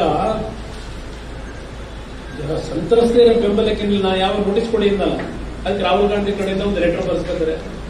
ಕುಟುಂಬದ ಒಳಜಗಳದಿಂದ ಪ್ರಜ್ವಲ್ ಪ್ರಕರಣ ಬಹಿರಂಗ. ಕುಟುಂಬದ ಒಳಜಗಳದಿಂದ ಬಹಿರಂಗ ನಾನು ಮಾಡಿದ್ದೀನಿ ಅಂತೀವಿ ಇವ್ರು ಹೇಳ್ಕೊಳ್ಳೋದು. ಕುಮಾರಸ್ವಾಮಿನೇ ಬಿಟ್ಟವ್ರೆ, ಬಿಜೆಪಿ ನಿಲುವೇನು ಅಂತ. ಇದು ಇವೆಲ್ಲ ಏನಿದೆ ನಾನು ಎಲ್ಲ ಹೇಳಲಿಕ್ಕೆ ಹೋಗೋದಿಲ್ಲ. ಈಗ ನಿನ್ನೆ ಶಿವರಾಮ ಹಾಸನ ವಿಡಿಯೋ ಪೋಸ್ಟ್ ಮಾಡಿದರೆ ಶಿಕ್ಷೆ SIT. ಈಗ SIT ಅವರು ಎಲ್ಲ ಹರಾಜಾಕಾಯ್ತು, ಈಗ ಶಿಕ್ಷೆ ಐತೆ. ಪಾಪ ನಿಮ್ಮ SIT ಮಾರನಾಯಕರುಗಳ ಯಾರಿದ್ದೀರಿ ಅಲ್ಲಿ, ನಿಮ್ಮ ಹಿಂದಕ್ಕೆ ವಿಡಿಯೋ ಬಿಡೋರು ಇರಲಿ. ಇಲ್ಲಿವರೆಗೆ ಬಿಟ್ಟವರಲ್ಲಪ್ಪ 21ನೇ ತಾರೀಕಿಂದ. ಅವ್ರ ಮೇಲೆ ಏನ್ ಮಾಡಿದ್ರೆ ಹೇಳ್ರಪ್ಪ ಜನಕ್ಕೆ.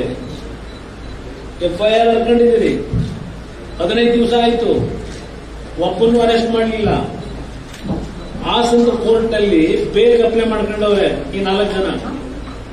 ಕಾರ್ತಿಕ್ ಗೌಡ್ ನಿಂತ ಹಿಡಿದು ಇದೇ ನಮೀರ್ ಗೌಡ ಅಲ್ಲಿ ಬೇಲ್ ಅಪ್ಲೈ ಮಾಡ್ಕೊಂಡವ್ರೆ. ಆ ಬೇಲ್ ಅಲ್ಲಿ ಕೊಡಕ್ ಬರಲ್ಲ. SIT ಇದು ಪ್ರಕರಣ ಕೊಟ್ಟ ಮೇಲೆ ಅದನ್ನ ನಿಮ್ ಸರ್ಕಾರದ PPN ಅವರವನ್ನೆಲ್ಲ ಹೇಳಿ ಅಲ್ಲಿ ಈ ಕೇಸ್ ಟ್ರಾನ್ಸ್ಫರ್ ಮಾಡಬೇಕು. ನಿಮ್ಮ SP ಏನ್ ಮಾಡ್ತಾವ್ರೆ ಅಲ್ಲ, ಹೆಣ್ಣು ಅಂತಿರೋದಲ್ಲಿ ಏನ್ ಮಾಡ್ತಾ ಇದ್ದೀರಿ? ಟ್ರಾನ್ಸ್ಫರ್ ಇಂದ ಯಾಕೆ ಮಾಡಿಲ್ಲ ಕೇಸ್ನ SIT ಅವರಿಗೆ? ಇಲ್ಲಿ ಶರವೇಗದಲ್ಲಿ ಮಾಡ್ತಾ ಇದ್ರಲ್ಲಪ್ಪ, ಇಲ್ಲಿ ಯಾಕೆ ಟೇಕ್ ಓವರ್ ಮಾಡಿಲ್ಲ ಇನ್ನು ಅಲ್ಲಿಂದ FIR ಆಗಿರೋದನ್ನ? ಇದನ್ನ ಫೇರ್ ತನಿಖೆ ಅಂತೀರಾ? ನಿಜಕ್ಕೂ ಸತ್ಯ ಬರಬೇಕಾ ನಿಮಗೆ ಹೊರಗಡೆ?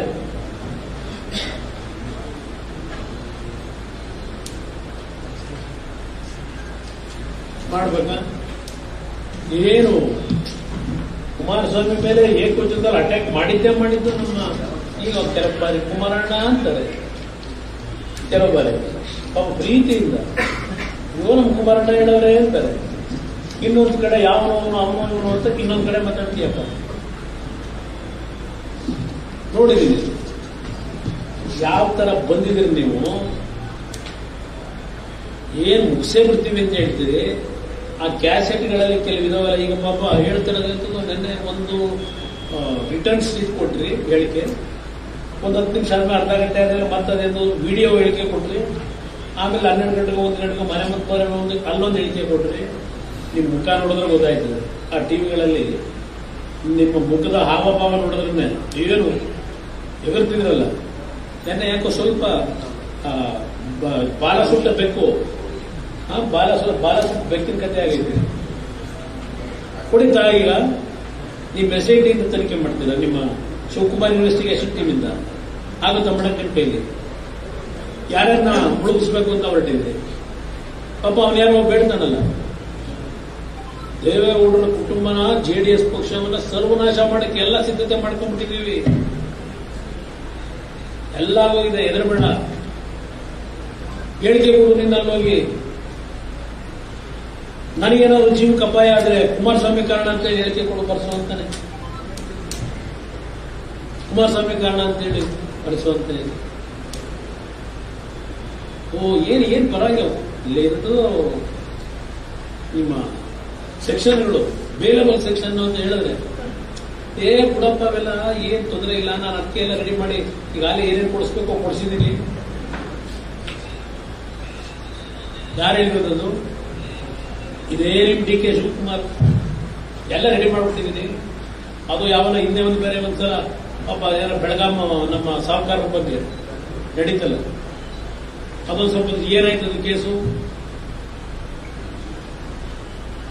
ಬೆಳಗಾವಿ ಸಾಹುಕಾರ ಮೇಲೆ ಇವರಂತಾನೆ ಮಾಡಿದ್ದೆಲ್ಲ ಕರ್ಕೊಂಬಂದು ಯಾರು ಕೂರಿಸಿ ಎಲ್ಲ ಇದು ಮಾಡ್ಕೊಂಡು ಅದು ಇದೆ. ಪಾಪ ಒಂದು ಆಡಿಯೋ ಇದೆ, 30-40 ಕೋಟಿ ಖರ್ಚು ಮಾಡಿದ್ದೀನಿ ಆ ಕೇಸಲ್ಲಿ.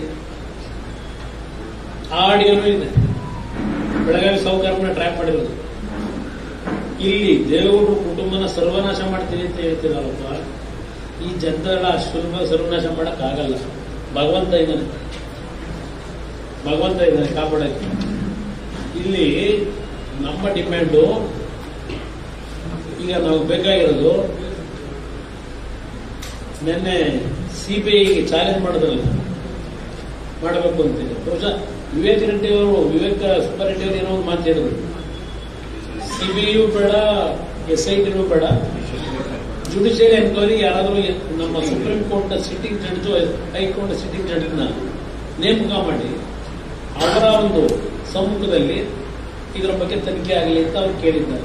ನ್ಯಾಯಯುತವಾದಂತ ಒಂದು ತನಿಖೆ ಕೊಡಪ್ಪ ಮುಖ್ಯಮಂತ್ರಿ ಕೇಳಿದ್ದೀನಿ. ಸಿಬಿಐ ಬೇಡ, ಯಾರಾದ್ರೂ ನ್ಯಾಯಯುತವಾಗಿ ಒಂದು ತನಿಖೆ ತರಲಿಕ್ಕೆ ಜುಡಿಷಿಯರಿ ಎನ್ಕ್ವೈರಿ ಕೊಡಿ. ಇದು ನಾನು ಕೇಳ್ತಕ್ಕಂಥದ್ದು. ಇಲ್ಲಿ ನಾನು ಇವತ್ತು ಸರ್ಕಾರಕ್ಕೆ ಡಿಮ್ಯಾಂಡ್ ಮಾಡ್ತಕ್ಕಂಥದ್ದು, ಡಿ ಕೆ ಶಿವಕುಮಾರ್ ಕಾನ್ಸ್ಪಿರಸಿ ಏನಿದೆ, ಆ ಹೆಣ್ಣು ಮಕ್ಕಳ ಇದು ನಿಮ್ಮ ಪೆನ್ ಡ್ರೈವ್ಗಳಲ್ಲಿ ಏನು ಕ್ರೋಧೀಕರಿಸಿದಿರಿ, ಆ ಹೆಣ್ಣು ಮಕ್ಕಳ ಮಾನಹಾರ ಹಾಕಿದಿರಿ. ಆ ಹಿನ್ನೆಲೆಯಲ್ಲಿ ಡಿ ಕೆ ಶಿವಕುಮಾರ್ ಅವರ ಕಾನ್ಸ್ಪಿರಸಿ ಇರ್ತಕ್ಕಂಥದ್ದು ಎದ್ದು ಕಾಣ್ತಾ ಇದೆ. ಫಸ್ಟ್ ಡಿ ಕೆ ಶಿವಕುಮಾರ್ನ ಕ್ಯಾಬಿನೆಟ್ ಇಂದ ಸಸ್ಪೆಂಡ್ ಮಾಡಬೇಕು, ಡಿಸ್ಮಿಸ್ ಮಾಡಬೇಕು. ಇದು ನಮ್ಮ ಡಿಮ್ಯಾಂಡ್. ಅಷ್ಟು ಸುಲಭವಾಗಿ ಬಿಡೋದಿಲ್ಲ ಈ ಕೇಸ್ನ, ಮುಚ್ಚಾಗಲಕ್ಕೂ ಬಿಡೋದಿಲ್ಲ. ಇದರಲ್ಲಿ ಯಾರೇ ತಪ್ಪು ಮಾಡಿರಲಿ ಆ ತಪ್ಪಿಗೆ ಶಿಕ್ಷೆ, ತಲೆದಂಡ ಆಗಲೇಬೇಕು. ಈ ಪ್ರಕರಣದಲ್ಲಿ ವಿಡಿಯೋ ಪ್ರಕರಣ ಹೆಂಗ್ ಪ್ರಾರಂಭ ಆಗಿದೆ, ಅಂತಿಮ ಎಲ್ಲಿ ತಗೊಂಡು ನಿಲ್ಲಿಸ್ಕೊಂಡಿದ್ದೀರಿ, ಇದೆಲ್ಲ ಪಾರದರ್ಶಕವಾದಂತ ರೀತಿಯಲ್ಲಿ ತನಿಖೆ ಆಗಬೇಕು. ಥ್ರೂಔಟ್ ಈ ಇಶ್ಯೂನಲ್ಲಿ ಡಿ ಕೆ ಶಿವಕುಮಾರ್ ಕಾನ್ಸ್ಪರೆನ್ಸಿ ಏನಿದೆ, he must be suspended from the cabinet. If this chief minister have any, at least moral ground is there, morally, if he is ready to accept all these things, ನೈತಿಕತೆ ಏನಾಗ್ತಿದೆ, he must suspend D K Shivakumar from the cabinet. SIT ಆಫೀಸರ್ಗಳು ಈ ಕ್ಷಣದವರೆಗೂ ನಾವು ನೋಡಿದ್ರೆ D K ಶಿವಕುಮಾರ್ನ, ಸಿದ್ದರಾಮಯ್ಯನವರ ಏಜೆಂಟ್ಗಳಾಗಿ ಕೆಲಸ ಮಾಡ್ತಾ ಇದ್ದಾರೆ. ಪ್ರತಿದಿನ ಹೋಗೋದು, ಅವ್ರ ಡೈರೆಕ್ಷನ್ ಏನ್ ಮಾಡಬೇಕು ಅಂತ ಕೇಳೋದು, ಅದ್ರ ಮೇಲೆ ಇವರು ಮೂವ್ಮೆಂಟ್ಗಳು. ನಿನ್ನೆ ಅವರೇನು ದೇವರಾಜೇಗೌಡರು ಒಂದು ಮಾತಿನಲ್ಲಿ ಯಾರೋ ಇಬ್ಬರು SP ಹಾಕಿದಿರಲಿಲ್ಲ. ಯಾತಕ್ಕೆ ದೇವರಾಜೇಗೌಡರು ಹೀಗೆ ಬರ್ಕೊಡು ಅಂತ ಕೇಳಿದ್ರು, ಒಂದು ಪ್ಯಾರಾ ತೆಗೆದಾಗ ಅಂತ ಯಾಕೆ ಡಿಮ್ಯಾಂಡ್ ಮಾಡೋದು ಹೇಳಿದ್ದಾರಲ್ಲ ನಿನ್ನೆ ಅವರು. ಇನ್ನೂ ಅಫಿಷಿಯಲ್ ಆಗಿ ಕರೆದಿಲ್ಲ ಅವರು ದೇವರಾಜೇಗೌಡರನ್ನ, ಅನ್ಅಫಿಷಿಯಲ್ ಆಗಿ ಕರೆಸವ್ರೆ. ಅಫಿಷಿಯಲ್ ಆಗಿ ಇಲ್ಲಿವರೆಗೆ ಯಾಕೆ ಕರೆಸ್ತಿಲ್ಲ, ನೋಟಿಸ್ ಯಾಕೆ ಕೊಡಲಿಲ್ಲ, ಅನ್ಅಫಿಷಿಯಲಿ ಯಾಕೆ ಕರೆಸ್ಕೊಂಡ್ರಿ 2 ಬಾರಿ?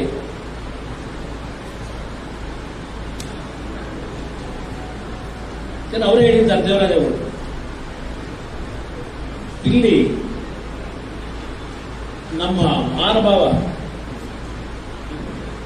ಡಿ ಕೆ ಶಿವಕುಮಾರ್ ಹಿಸ್ಟ್ರಿನೇ ತೆಗೆದ್ರೆ ಇದರಲ್ಲಿ ಎಕ್ಸ್ಪರ್ಟ್ ಅಂತಕ್ಕಂಥದ್ದು ಎಲ್ರಿಗೂ ಗೊತ್ತು ಈ ರೀತಿ ಆಕ್ಟಿವಿಟೀಸ್ಗಳಲ್ಲಿ. ಅದರಿಂದ ಇಂಥವ್ರನ್ನ ಡೆಪ್ಟಿ ಸಿಎಂ ಆಗಿ ಇಟ್ಕೊಂಡು ನೀವು ಯಾವ SIT ಮುಖಾಂತರ ಏನ್ ಪಾರದರ್ಶಕವಾದ ತನಿಖೆ ನಡೆಸ್ಕೊತೀರಿ? ಅದರಿಂದ ನಾವು ನಿಮಗೆ ಧೈರ್ಯ ಇದ್ರೆ ಇದು ಹೆಣ್ಣು ಮಕ್ಕಳಿಗೆ ನಿಜವಾದಂತ ಅವರಿಗೆ ಅನ್ಯಾಯ ಆದಂತ ಹೆಣ್ಣು ಮಕ್ಕಳಿಗೆ ಒಂದು ನ್ಯಾಯ ದೊರಕಬೇಕು ಅನ್ನೋದಿದ್ರೆ ಕೊಡಿ CBI ಬರಲಿ ಎಲ್ಲ ವಿಷಯ. ಇದರಲ್ಲಿ ಯಾವ್ಯಾವ ಹಣಕಾಸಿನ ವ್ಯವಹಾರಗಳು ನಡೆದಿದ್ದಾವೆ, ಈಗ ನೀವು ಯಾರ್ಯಾರ ಮೇಲೆ ಆಮಿಷ ಹೊಡ್ತಾ ಇದ್ದೀರಿ ಅಧಿಕಾರಿಗಳು ಹೋಗಿ ಕಿಡ್ನಾಪ್ ರೇವಣ್ಣ ಅವ್ರು ಮಾಡಿಸಿದ್ದಾರ, ಪಾಪ ತಗೊಂಡೋಗಿ ಕೂರಿಸಿದಿರಲ್ಲ ಕಿಡ್ನಾಪ್ ಪ್ರಕರಣ ಅಂತ ಮಾಡಿ ಬರಲಿ ಎಲ್ಲ ವಾಸ್ತವಾಂಶ ಅವರಿಗೆ. ಇಷ್ಟೆಲ್ಲ ಆದ್ರೂ ಇನ್ನೂ ಮುಖ್ಯಮಂತ್ರಿಗಳು ಆ ವಿಡಿಯೋ ಪೆನ್ ಡ್ರೈವ್ ರಿಲೀಸ್ ಆಗವಲ್ಲ, ಅದ್ರ ಬಗ್ಗೆ ಇನ್ನೂ ಆ ಸಬ್ಜೆಕ್ಟ್ ನ ರೈಸೇ ಮಾಡ್ತಾ ಇಲ್ಲ. ನಾನು ದೇವೇಗೌಡರನ್ನ, ಯಾಕೆಂದ್ರೆ ಅವ್ರು ಬಂದಿರೋ ಸಂಸ್ಕೃತಿ ನನಗೊಂದು ದೇವೇಗೌಡರು 92 ವರ್ಷ, ನನ್ನ ತಾಯಿಗೆ 79 ವರ್ಷ. ಅವ್ರು ಯಾವ ರೀತಿ ಬದುಕಿದ್ದಾರೆ ಅಂತಕ್ಕಂಥದ್ದು ಕಣ್ಣಾರೆ ಕಂಡಿದ್ದೀವಿ ನಾವು. ಅವರು ಏನಾದರೂ ಆರೋಗ್ಯದಾಗ ಏರ್ಪೇರಾದ್ರೆ ನಾವು ಎತ್ತು ತಂದೆ ತಾಯಿ ಕಳ್ಕೊತೀವಲ್ಲಪ್ಪ ಅಂತ ನೋವಿನಲ್ಲಿ ಅವ್ರನ್ನ ನಾನು ಆತ್ಮಸ್ಥೈರ್ಯ ತುಂಬಲಿಕ್ಕೆ 2 ದಿನ ಹೋದ್ರೆ ಮನೆಗೆ, ಇಲ್ಲೆಲ್ಲ ಒಂದು ಹೇಳಿಕೆ ಕೊಟ್ಟರು ನಮ್ಮ ಮುಖ್ಯಮಂತ್ರಿಗಳು.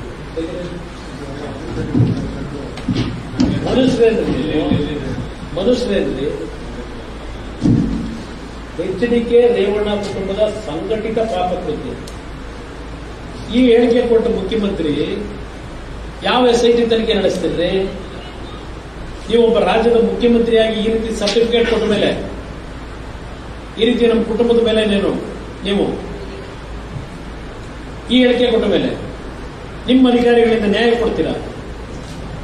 HDK ರೇವಣ್ಣ ಕುಟುಂಬದ ಸಂಘಟಿತ ಪಾಪಕೃತ್ಯ, ತಮಗೂ ರೇವಣ್ಣ ಕುಟುಂಬಕ್ಕೂ ಸಂಬಂಧವಿಲ್ಲ ಎನ್ನುತ್ತಿದ್ದ ಮಾಜಿ CM ಕುಮಾರಸ್ವಾಮಿ ದೇವೇಗೌಡರ ನಿವಾಸಕ್ಕೆ ವಕೀಲರನ್ನು ಕರೆದುಕೊಂಡು ಹೋಗಿ ಚರ್ಚೆ ಮಾಡಿರುವುದು ಏಕೆ ಎಂದು CM ಸಿದ್ದರಾಮಯ್ಯ ಹೇಳಿದ್ದಾರೆ.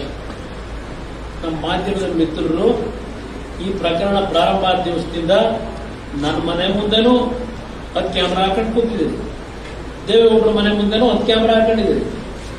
ರಾತ್ರಿ 12 ಗಂಟೆವರೆಗೂ ಬೆಳಗ್ಗೆ 6 ಗಂಟೆಗೆ ಬಂದ್ರೆ 10 ಗಂಟೆವರೆಗೂ 2 ಮನೆ ಹತ್ರ ಕ್ಯಾಮೆರಾ ಇಟ್ಕೊಂಡು ಕೂತಿದ್ದೀರಿ.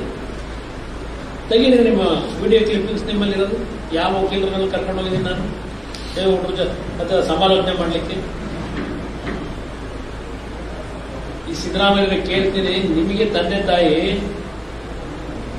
ಸಂಬಂಧದ ಒಂದು ಆತ್ಮೀಯತೆ ಬಾಂಧವ್ಯ ಇಲ್ಲದೆ ಇರಬಹುದು, ನಾವು ಅದನ್ನು ಗೊತ್ತಿಲ್ಲ. ನಮಗೆ ನಮ್ಮ ತಂದೆ ತಾಯಿ ಆರೋಗ್ಯ ಮುಖ್ಯ ಇದೆ. ಎಷ್ಟೇ ನಾವು ಹೋರಾಟ ಮಾಡ್ಕೊಂಡು ಹೊರಗಡೆ ನಾನು ಪ್ರಚಾರ ಸಭೆ ಮುಗಿದ್ರೆ ರಾತ್ರಿ ಎಷ್ಟೊತ್ತಾಗಲಿ ಹೋಗಿ ಅವರಿಗೆ ಒಂದು ಧೈರ್ಯ ಹೇಳಿ ಮತ್ತೆ ಮನೆ ಹೋಗೋಣ. ಮಾತಿದ್ರೆ ದೇವೇಗೌಡರ ನಿವಾಸ ಅಂತೀರಿ, ದೇವೇಗೌಡರ ನಿವಾಸ ಅಲ್ಲ ಅದು. ದೇವೇಗೌಡರ ಸ್ವಂತ ಮನೆ ಅನ್ನೋದು ಇಲ್ಲ ಅವರಿಗೆ, ಅದು ಅವ್ರ ಮಗಳ ಮನೆ. ಅದು ಅವ್ರ ಮಗಳ ಮನೆ ಅವ್ರು ನೋಡ್ಕೊತಾರೆ ಮಗಳು. ಮಾತು ದೇವೇಗೌಡರ ನಿವಾಸಕ್ಕೆ ಹೋದ್ರು, ಭೇಟಿ ಕೊಟ್ಟರು, ಕುಮಾರಸ್ವಾಮಿ ವಕೀಲರು ಕರ್ಕೊಂಡು ಸಮಾಲೋಚನೆ ಮಾಡೋದು. ಸಿದ್ದರಾಮಯ್ಯನವರೇ, ದೇವೇಗೌಡರಿಂದ ಬೆಳೆದಿದ್ದೀರಿ, ಅವ್ರು ಏನು ಅನ್ನೋದನ್ನ ನಮಗಿಂತ ಚೆನ್ನಾಗಿ ನೀವು ತಿಳ್ಕೊಂಡಿದ್ದೀರಿ. ಅವ್ರ ಬಗ್ಗೆ ಲಘುವಾಗಿ ಮಾತನಾಡಬೇಡಿ. ನಾವೇನೇ ಮಾಡ್ಕೊಂಡ್ರು, ನಾವೇನೇ ತೀರ್ಮಾನ ಮಾಡ್ಕೊಂಡ್ರು, ಮೇಲೊಬ್ಬ ಇದ್ದಾನೆ, ಅಂತಿಮ ತೀರ್ಪು ಅವನು ಕೊಡ್ತಾನೆ ಮೇಲಿರೋನು. ಇದನ್ನು ನನ್ ಬಂದಿರೋರು ನಾವು. ಅದಕ್ಕೆ ನಾನು ರಾಜ್ಯದ ಜನತೆಗೆ ಹೇಳ್ತೇನೆ, ಇವತ್ತು ನಡೀತಿರತಕ್ಕಂಥ ಈ ಒಂದು ಘಟನೆಗಳೇನಿದೆ, ಈ ಸರ್ಕಾರದಿಂದ ಯಾವುದೇ ಕಾರಣಕ್ಕೂ ಇವರು ನ್ಯಾಯವನ್ನ ಯಾರಿಗೂ ಕೊಡಲ್ಲ. ಇವ್ರಿಗೆ ಬೇಕಾಗಿರೋದು ಪ್ರಚಾರ, ಇವ್ರಿಗೆ ಬೇಕಾಗಿರೋದು ನರೇಂದ್ರ ಮೋದಿಯವರ ಆಡಳಿತವನ್ನ ಇವತ್ತು ತೆಗಿಲಿಕ್ಕೆ ಈ ಪ್ರಕರಣವನ್ನು ಕ್ರೋಧೀಕರಿಸಿಕೊಂಡು ಅಲ್ಲೆಲ್ಲೋ ಡೈಲಿ ಗತಿಗೆ ಎಳೆಯಕ್ಕೆ ಅವ್ರಿಗೆಲ್ಲ ಗೊತ್ತಾಯ್ತಿದೆ. 1 ಲಕ್ಷ ಯುವಕರಿಗೆ ಕೊಡ್ತೀವಿ, 1 ಲಕ್ಷ ಹೆಣ್ಣು ಮಕ್ಳು ಕೊಡ್ತೀವಿ, ಇದು ಯಾವುದೋ ಯಾಕೆ ವರ್ಕೌಟ್ ಆಯ್ತಿಲ್ಲ ಅಂತ ಹೇಳಿ ಈ ಸಬ್ಜೆಕ್ಟ್ ಇಟ್ಕೊಂಡು ಹೊರಟವ್ರೆ. ಆದ್ರೆ ನಾನು ಇದೊಂದು ಲಘುವಾಗಿ ಹೇಳಲ್ಲ. ಈ ಸಬ್ಜೆಕ್ಟ್ ಯಾವುದೇ ಕಾರಣಕ್ಕೂ ಲಘುವಾಗಿ ನಾನು ಪರಿಗಣಿಸಲ್ಲ. ಯಾರೇ ತಪ್ಪು ಮಾಡಿದ್ರು ಶಿಕ್ಷೆ ಆಗಬೇಕು ಅಂತಕ್ಕಂಥದ್ದು ಈಗಲೂ ನಾನು ಒತ್ತಾಯ ಮಾಡಿ ಇದೆಲ್ಲ ರಾಜ್ಯ ಒಳಗಾಗಲ್ಲ. ಇದು ನನ್ನ ಭಾವನೆ, ನನ್ನ ಪಕ್ಷದ ಭಾವನೆ, ನನ್ನ ಪಕ್ಷದ ತೀರ್ಮಾನ ಇದೆ. ಅದರಿಂದ ಇವತ್ತು ಯಾತಕ್ಕೆ ನಾನು ನಿಮ್ಮನ್ನ ಇವತ್ತು ಕರೆದಿದ್ದೇನೆ ಅಂದ್ರೆ ಇಲ್ಲಿ ಏನ್ ನಡೀತಾ ಇದೆ ಕೊಡಿ ಇದೆಲ್ಲ ಇದೆಯಲ್ಲ, ಯಾತಕ್ಕೆ ಕರೆಸಿದ್ರಿ ನೀವು ದೇವರಾಜೇಗೌಡನ್ನ ದೂರವಾಣಿ ಮುಖಾಂತರ ಯಾತಕ್ಕೆ ನೀವು ಪ್ರಯತ್ನ ಪಟ್ರಿ? ದೇವರಾಜೇಗೌಡರ ಅವಶ್ಯಕತೆ ನಿಮ್ಗೆ ಯಾಕೆ ಬಂತು? ಅವ್ರ ಮೇಲೆ ಯಾತಕ್ಕೆ ಈಗ ಅದೇನೋ ಅವ್ರ ಮೇಲೆ ಈ ಸಿಡಿ ಬಿಟ್ರು ಅಂತ ಹೇಳಿ ಪೆನ್ ಡ್ರೈವ್ನ ಈ ಕೇಸ್ ಮಾಡಬೇಕು ಅಂತ ಯಾಕೆ ಹೊರಟಿದ್ರಿ? ಇದು ಆ SIT ಅಂತಕ್ಕಂಥದ್ದು ನಾನು ಅಧಿಕಾರಿಗಳಿಗೂ ಹೇಳ್ತೇನೆ, ನಾನು ಈಗಲೂ ಹೇಳ್ತೇನೆ, ಸಾರ್ವಜನಿಕವಾಗಿ ಪಾರದರ್ಶಕವಾದಂತಹ ತನಿಖೆ ಮಾಡಿ, ಯಾವುದೇ ಒಂದು ಒತ್ತಡಗಳಿಗೆ ಮಣಿಬೇಡಿ ಅಂತಕ್ಕಂಥದ್ದು ಹೇಳ್ತೀನಿ. ಯಾರ್ಯಾರು ಯಾವ ರೀತಿ ನಡ್ಕೊತಾ ಇದ್ದೀರಿ ಅಂತಕ್ಕಂಥದ್ದು ನನಗೆ ಮಾಹಿತಿ ಬರ್ತದೆ ಕಾನೂನು ಬಾಹಿರವಾಗಿ, ನೀವು ಅಧಿಕಾರಿಗಳಾಗಿರ್ಕೊಂಡು.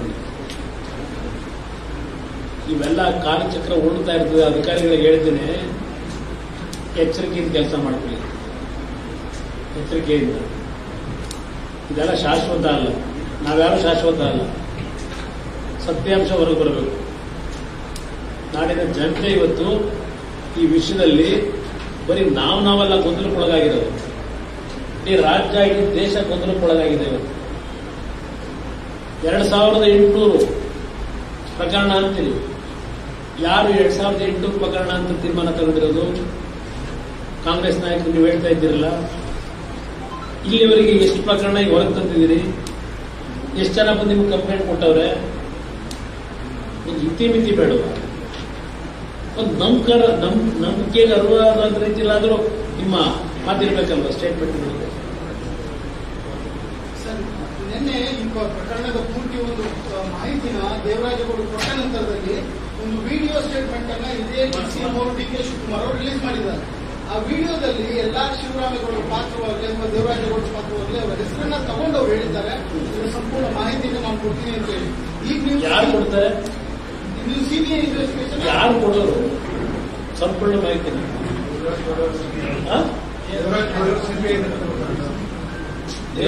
ದೇವರಾಜೇಗೌಡರು ಕೊಡೋದು ಬೇರೆ, ನಿಮ್ DK ಶಿವಕುಮಾರ್ ಏನೋ ಹೇಳೋದಂತಲ್ಲ. ದೇವರಾಜೇಗೌಡರು ಅವತ್ತು ನನ್ನ ಹೇಳಿದ್ರೆ ಗೊತ್ತಾಯ್ತು, CBI ಕೊಡಿ ಅಂತ ಹೇಳಿದ್ದು, ಸತ್ಯಾಂಶ ಹೊರಬರಲ್ಲ ಅಂತ ಹೇಳಿ.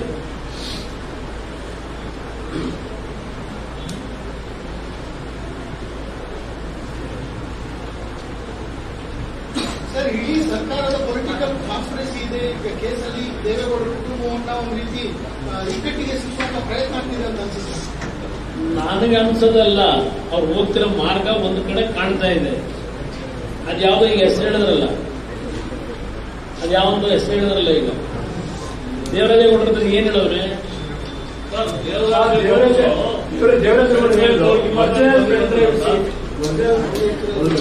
ನಾನು ಹೇಳೋದು ಇಲ್ಲಿ ಹೇಳಿದ್ರಲ್ಲ, ದೇವೇಗೌಡರ ಕುಟುಂಬ ಸರ್ವನಾಶ ಮಾಡಬೇಕು ಅನ್ನೋದು ಕಾನ್ಸ್ಪಿರೇಷನ್ ಅಂತ ಹೇಳಿ.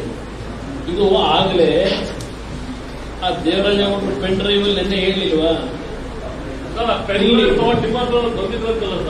ಯಾರು? ದೇವರಾಜೇಗೌಡರು ಯಾವಾಗ ಹೇಳಿದ್ರೆ ಪ್ರೆಸ್ ಮೀಟ್ ಅಲ್ಲಿ ಏನ್ ಹೇಳವ್ರೆ?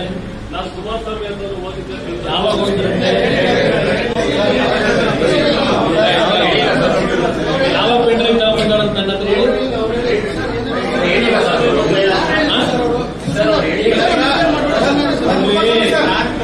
ಪೆನ್ ಡ್ರೈವಿನ ಸಬ್ಜೆಕ್ಟ್ ನನ್ನ ಮುಂದೆ ಏನಾದರೂ ಬಂದಿದ್ರೆ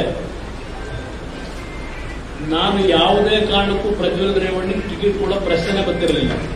ದೇವೇಗೌಡರೆಲ್ಲ ಯಾರು ಹೇಳಿದ್ರು ಟಿಕೆಟ್ ಕೊಡ್ತಿರ್ಲಿಲ್ಲ. ನಾನು ಹಿಂದೆ ಸರ್, ದೇವರಾಜೇಗೌಡರು ಹಿಂದೆ 2023ರಲ್ಲಿ ಏನು ವಿಜಯನಗರ ಪತ್ರ ಬರೋ ಸಂದರ್ಭದಲ್ಲಿ ಆ ಪತ್ರದ ಮಾಹಿತಿ ತಮಗೆ ಕೊಟ್ಟಿತ್ತು. ಅವ್ರ ಪತ್ರಿಕಾ ಪ್ರಕಟಣೆ ಎಲ್ಲಿ ದೇವರಾಜೇಗೌಡ ಪತ್ರಿಕಾ ಪ್ರಕಟಣೆ ಮಾಡಿದ್ರು, ಪ್ರೆಸ್ ಮೀಟ್ ಮಾಡಿ ಹೇಳಿದ್ರು. ಅದಾದ ನಂತರ ಅವರು ವಿಜಯನಗರ ಪತ್ರ ಬರೆದಿದ್ರು. 2979 ಜುಲೈ ಅಂತ ಉಲ್ಲೇಖ ಮಾಡಿದ್ರೆ ದೇವರಾಜೇಗೌಡ ಪತ್ರ ತಲುಪಿದ್ದ ವಿಷಯ. ತಮ್ಮ ಗಮನಕ್ಕೆ ಬಂದಿಲ್ಲ ಸರ್, ತಮ್ಮ ಗಮನಕ್ಕೆ ಬಂದಿಲ್ಲ ಆ ವಿಷಯ. ನನ್ನ ಗಮನಕ್ಕೆ ವಿಜಯೇಂದ್ರ ಅವರಿಗೆ ಪತ್ರ ಬರೆಯೋಕ್ಕೂ ನನಗೂ ಸಂಬಂಧ ಏನು? ಅದು ಪತ್ರಿಕಾಗೋಷ್ಠಿ ಮಾಡಿದ್ರು ನನಗೆ ಗೊತ್ತಿಲ್ಲ, ನನಗೆ ಆ ವಿಷಯವೇ ಗೊತ್ತಿಲ್ಲ. ಸರ್, 2009 ಪ್ರಕರಣ ಅಂತ ಅವ್ರು ಹೇಳೋರ? ಅವ್ರು ಪತ್ರದ ಉಲ್ಲೇಖ ಮಾಡಿದ್ರು ಸರ್. ಯಾರು? ದೇವರಾಜೇಗೌಡರು ಪತ್ರದಲ್ಲಿ ವಿಜೇಂದ್ರ ಪತ್ರದ ಉಲ್ಲೇಖ. ನನಗೆ ಗೊತ್ತಿಲ್ಲಪ್ಪ, ನನಗದೇ ನನ್ನ ಹತ್ರ ಸಬ್ಜೆಕ್ಟೇ ಬಂದಿದೆ. ಈಗ ತಾವು ಒಂದ್ ಕಡೆ ಹೇಳ್ತೀರಾ ಪ್ರಜ್ವಲ್ ರೇವಣ್ಣ ಪ್ರಕರಣ ಏನಿದೆ ಅದನ್ನ ನಾನು ಸಮರ್ಥನೆ ಮಾಡೋದಿಲ್ಲ, ಯಾವುದೇ ಕಾರಣಕ್ಕೂ ಒಪ್ಪಲ್ಲ ಅಂತ. ಮತ್ತೊಂದು ಕಡೆ ನೀವು ಹೇಳ್ತೀರಾ ಸಂತ್ರಸ್ತರು ಒತ್ತಡದಿಂದ ಹೇಳಿಕೆಯನ್ನು ಕೊಟ್ಟಿದ್ದಾರೆ. ಹಾಗಾದ್ರೆ ಈ ಪ್ರಕರಣದಲ್ಲಿ ಮಹಿಳೆಯರಿಗೆ ಅನ್ಯಾಯ ಆಗಿಲ್ವಾ ಅಥವಾ ಈ ವಿಡಿಯೋವನ್ನ ಫೇಕ್ ಆಗಿ ನಾನು ಮಹಿಳೆಯರಿಗೆ ಅನ್ಯಾಯ ಆಗಿಲ್ವೋ ಇವತ್ತು ಪೆನ್ ಡ್ರೈವ್ಗಳು ಇದು ಮಾರ್ಫಿಂಗ್ ಮಾಡಿರ್ತಕ್ಕಂಥದ್ದು ಇಲ್ಲ ಇವತ್ತು ನಿಮ್ಮ ನಕಲಿನೋ ನನಗಿವೇನು ಗೊತ್ತಿಲ್ಲ. ಇವೆಲ್ಲ ಸತ್ಯಾಂಶ ಹೊರಗೆ ಬರಲಿ ಅಂತ ನಾನು ಹೇಳೋದು. ದೇವರಾಜೇಗೌಡರು ಹೇಳಿದ್ದಾರೆ, ಫೇಕ್ ಹೋಗಿ ನಮಗೆ ಗೊತ್ತಿಲ್ಲ. ದೇವರಾಜೇಗೌಡರು ಹೇಳಿದ್ದಾರೆ ಇದು ಹೊರಗಡೆ ಬಂದಿರ್ತಕ್ಕಂಥದ್ದು ನನ್ನಲ್ಲಿರ್ತಕ್ಕಂಥ ಒರಿಜಿನಲ್ ಪೆಂಡ್ರೈವ್ ವಿಡಿಯೋಸ್ ಅಲ್ಲ, ಇವೆಲ್ಲ ಮಿಕ್ಸೆಡ್ ವಿಡಿಯೋಸ್ ಅಂತ ಹೇಳಿದ್ದಾರೆ. ಅಂದ್ರೆ ಮಿಕ್ಸೆಡ್ ನಕಲಿ ವಿಡಿಯೋಗಳಿಲ್ಲ ಯಾವುದು ಈ ಬಿಟ್ಟಿರ್ತಕ್ಕಂಥ ಅಂದ್ರೆ ಈಗ ಬಂದಿರೋ ಪೆನ್ ಡ್ರೈವ್ ಒರಿಜಿನಲ್ ನನಗೆ ಗೊತ್ತಿಲ್ಲ. ನಾನು ಆ ಪೆನ್ ಡ್ರೈವ್ ನಿಮ್ ಗಮನಕ್ಕೆ ನಾನು ತರೋದು ಈ ಕ್ಷಣದವರೆಗೆ ಆ ಪೆನ್ ಡ್ರೈವ್ ಇರ್ತಕ್ಕಂಥ ಯಾವುದೇ ಅಶ್ಲೀಲ ದೃಶ್ಯಗಳನ್ನ ನಾನು ನೋಡಿಲ್ಲ, ನನಗದ್ರಲ್ಲಿ ಆಸಕ್ತಿನೂ ಇಲ್ಲ. ಇವತ್ತು ಸತ್ಯಾಂಶ ಹೊರಗೆ ಬರಬೇಕು ಅಂತಕ್ಕಂಥ ನನ್ನ ಡಿಮ್ಯಾಂಡ್. 21ನೇ ತಾರೀಕು ಪೆನ್ಡ್ರೈವ್ಗಳು ವಿಡಿಯೋದಲ್ಲಿರುವಂತಹ ಪೆನ್ಡ್ರೈವ್ ಈಚೆ ಬಂತು ಏಪ್ರಿಲ್ 21. ಬಟ್ ಇವತ್ತು ಮೇ 5ನೇ ತಾರೀಕು ಅಂದ್ರೆ ನಿನ್ನೆ ಮೇ 7 ಇವತ್ತು. ಮೇ 6ನೇ ತಾರೀಕು ಪ್ರೆಸ್ ಮೀಟ್ ಮಾಡಿದ್ರು. ಇಷ್ಟು ಡ್ಯೂರೇಷನ್ ಏನ್ ಮಾಡ್ತಿದ್ರು ಅವರು? ಯಾಕೆ ಯಾರು? ದೇವರಾಜೇಗೌಡರು. ನೀವು ಅವ್ರನ್ನೇ ಕೇಳಿ, ನನ್ ಕೇಳಿದ್ರೆ ನಾನೇ.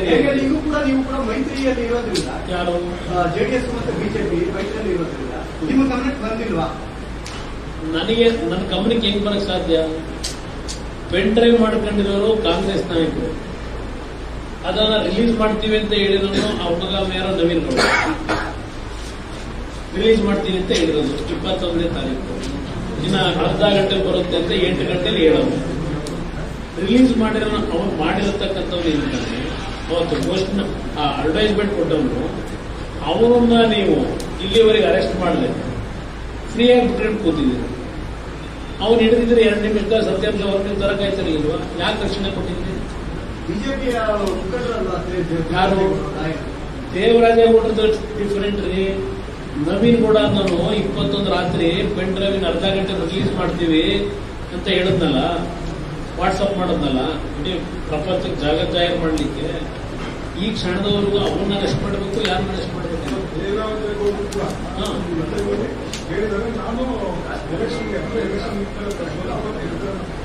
ಯಾರು?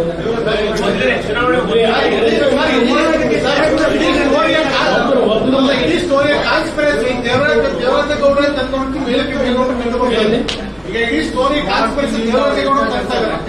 ವಿಧಾನಸಭಾ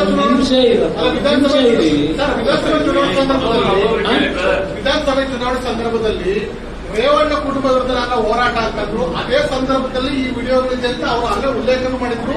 ಹಲವಾರು ಸಂದರ್ಭದಲ್ಲಿ ಪ್ರಕಟ ಮಾಡಿದ್ರು. ಆದ್ರೂ ಸಹ ಯಾರು ಕ್ರಮ ಕೈಗೊಳ್ಳಿಲ್ಲ. ಒಂದು ನಿಮಿಷ ಯಾಕೆ ಕೊಟ್ಟಿಲ್ಲ ಅವ್ರನ್ನ ಕೇಳಬೇಕು. ಯಾವ ಹೋರಾಟಕ್ಕೆ? ರೇವಣ್ಣ ಕುಟುಂಬದ ಬಗ್ಗೆ ಆಗಲಿ, ರೇವಣ್ಣವರ ಬಗ್ಗೆ ಆಗಲಿ, ಅವರು ಹೋರಾಟ ಲೀಗಲಿ ನಡೆದಿರ್ತಕ್ಕಂಥದ್ದು ಕೋರ್ಟ್ಗಳಲ್ಲಿ ನಡೆದಿದೆ. ರೇವಣ್ಣವರ ಪುತ್ರ ಪಾರ್ಲಿಮೆಂಟ್ಗೆ ನಿಂತಾಗ ಮೊದಲನೇ ಬಾರಿಗೆ ನಿಂತ ಸಂದರ್ಭದಲ್ಲಿ ಅಫಿಡವಿಟ್ ಏನ್ ಹಾಕಿದ್ದಾರೆ, ಅದರ ಬಗ್ಗೆ ಎಲೆಕ್ಷನ್ ಪಿಟಿಷನ್, ಅದ್ರ ಮೇಲೆ ಅವರು ಹೋರಾಟ ಮಾಡಿದ್ದಾರೆ. ಅದು ನನ್ನ ಜಯ ದೊರಕಿದೆ ಅಂತ ಅವ್ರು ಹೇಳ್ಕೊಂಡವ್ರು. ಇದ್ರ ಮೇಲೆ ಹೇಳೋರ? ಇದ್ರ ಮೇಲೆ ಎಲ್ಲಿ ಹೇಳೋರು? ಯಾವ್ದು ಇದು ಪೆನ್ ಡ್ರೈವ್ ಹೇಳೋರ?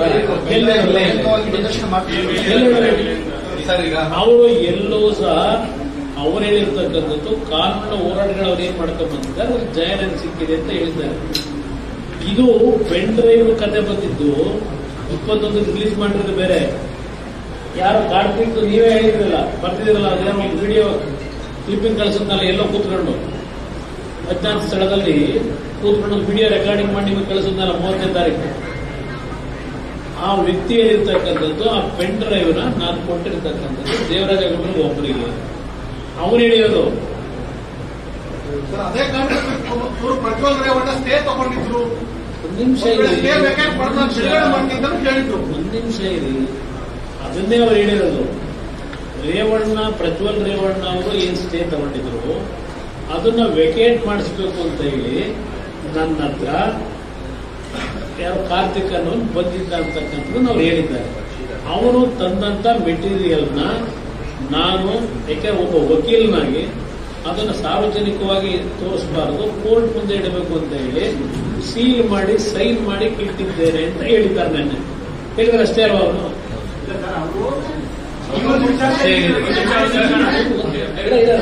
ಒಂದು ನಿಮಿಷ ನಾನು ಎಲ್ಲವರು ಯಾರು ಬೇಕಾದ್ರೆ ಏನ್ ಬರ್ಬೇಕಿಲ್ಲ ಮಾತಾಡಿ. ದೇವರಾಜೇಗೌಡರು ಹೇಳ್ತಾರೆ ಆ ಪೆನ್ಡ್ರೈವ್ನಲ್ಲಿರೋ ಫೋಟೋಗಳಿಗೂ ವಿಡಿಯೋಗಳಿಗೂ ಈ ಬಿಡುಗಡೆ ಮಾಡೋ ವಿಡಿಯೋಗಳಿಗೂ ಸಂಬಂಧ ಇಲ್ಲ ಅಂತ ಹೇಳ್ತಾರೆ. ಅವತ್ತು ಅದನ್ನ ಸೀಲ್ ಮಾಡಿ ಸೈನ್ ಮಾಡಿ ಇಟ್ಕೊಂಡಿದ್ದೆ. ದೇವರಾಜೇಗೌಡ ಯಾಕೆ ಮಾಡಕ್ ಹೋಗೋ ಪೆನ್ಡ್ರೈವ್ ಪೆನ್ಡ್ರೈವ್ ದೇವರಾಜ ಒಬ್ಬರೇ ಎಲ್ಲ ನೋಡಿದ್ರೆ ಈಗ ದೇವರಾಜೇಗೌಡ ಒಬ್ಬರೇ ಅಲ್ಲ, ಇಡೀ ಪ್ರಪಂಚ ಸಿಂಗಾಪುರ ಎಲ್ಲ ಕಡೆ ನೋಡ್ತಾವ್ರಲ್ಲ. ದೇವರಾಜೇಗೌಡ ಒಬ್ಬರಷ್ಟ ನೋಡ್ತಿದ್ದ ಈಗ ಇಡೀ ಪ್ರಪಂಚಕ್ಕೆ ಕೊಟ್ಬಿಟ್ಟವ್ರಲ್ಲ ಅಂತ. ಈಗ ಪೆನ್ಡ್ರೈವ್ ಪ್ರಕರಣ ಈ ಚುನಾವಣೆ ಮೇಲೆ ಏನಾದರೂ ಪರಿಣಾಮ ಬೀರುತ್ತಾ? ಯಾವುದೇ ಪರಿಣಾಮಗಳು ಬ್ರದರ್ ನನ್ನ ಕೂಡ ಇದ್ದಾರೆ. ನಾನು ಈ ಒಂದು ಪೆನ್ಡ್ರೈವ್ ಬಿಟ್ಟ ನಂತರವೂ ಶಿವಮೊಗ್ಗದಲ್ಲಿ ಹೋಗಿ 24 ಗಂಟೆ ನಾನು 4 ಸಭೆ ಅಟೆಂಡ್ ಮಾಡಿದ್ದೇನೆ. ರಾಯಚೂರು ಹೋಗಿದ್ದೇನೆ, ಅಲ್ಲಿಂದ ಕಲಬುರಗಿಗೆ ಹೋಗಿದ್ದೇನೆ, ಬಳ್ಳಾರಿಗೆ ಹೋಗಿದ್ದೇನೆ, ಅಲ್ಲಿಂದ ಕೊಪ್ಪಳಕ್ಕೆ ಹೋಗಿದ್ದೇನೆ. ಎಲ್ಲೂ ಈ ಪೆನ್ ಡ್ರೈವಿನ ಬಗ್ಗೆ ಯಾರೂ ಜನಗಳು ತಲೆ ಕೆಡಿಸ್ಕೊಂಡಿಲ್ಲ. ಮಾಧ್ಯಮಗಳಲ್ಲಿ ಮಾತ್ರ ಇದಕ್ಕೆ ಒಂದು ದೊಡ್ಡ ಮಟ್ಟದ ಒಂದು ವಿಜೃಂಭಣೆ ಸಿಕ್ಕಿದೆ. ನೋಡ್ತಾರೆ, ನೋಡದಿದ್ದಾರೆ, ನೋಡಲ್ಲ. ಚುನಾವಣೆ ಮೇಲೆ ಈಗ ನಾನೇ ನಿಮ್ಗೆ ಹೇಳ್ತಕ್ಕಂಥದ್ದು, ಹಿಂದೆ ಈ ರೀತಿಯ ಪ್ರಕರಣಗಳಲ್ಲಿ ಹಲವಾರು ಜನಗಳನ್ನ ಸಿಲುಕಿಸಿ ನಂತರ ಅವರು ಚುನಾವಣೆಗೆ ಜನಗಳ ಮುಂದೆ ಇದನ್ನೆಲ್ಲ ಪ್ರೊಜೆಕ್ಷನ್ ಕೊಟ್ಟರು. ಚುನಾವಣೆಗೆ ಹೋದಾಗ ಗೆದ್ದು ಬಂದಿದ್ದಾರೆ.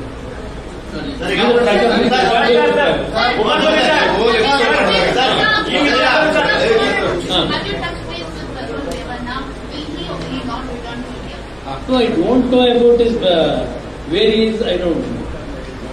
That responsibility already government has taken. Wherever he is there, they will bring him.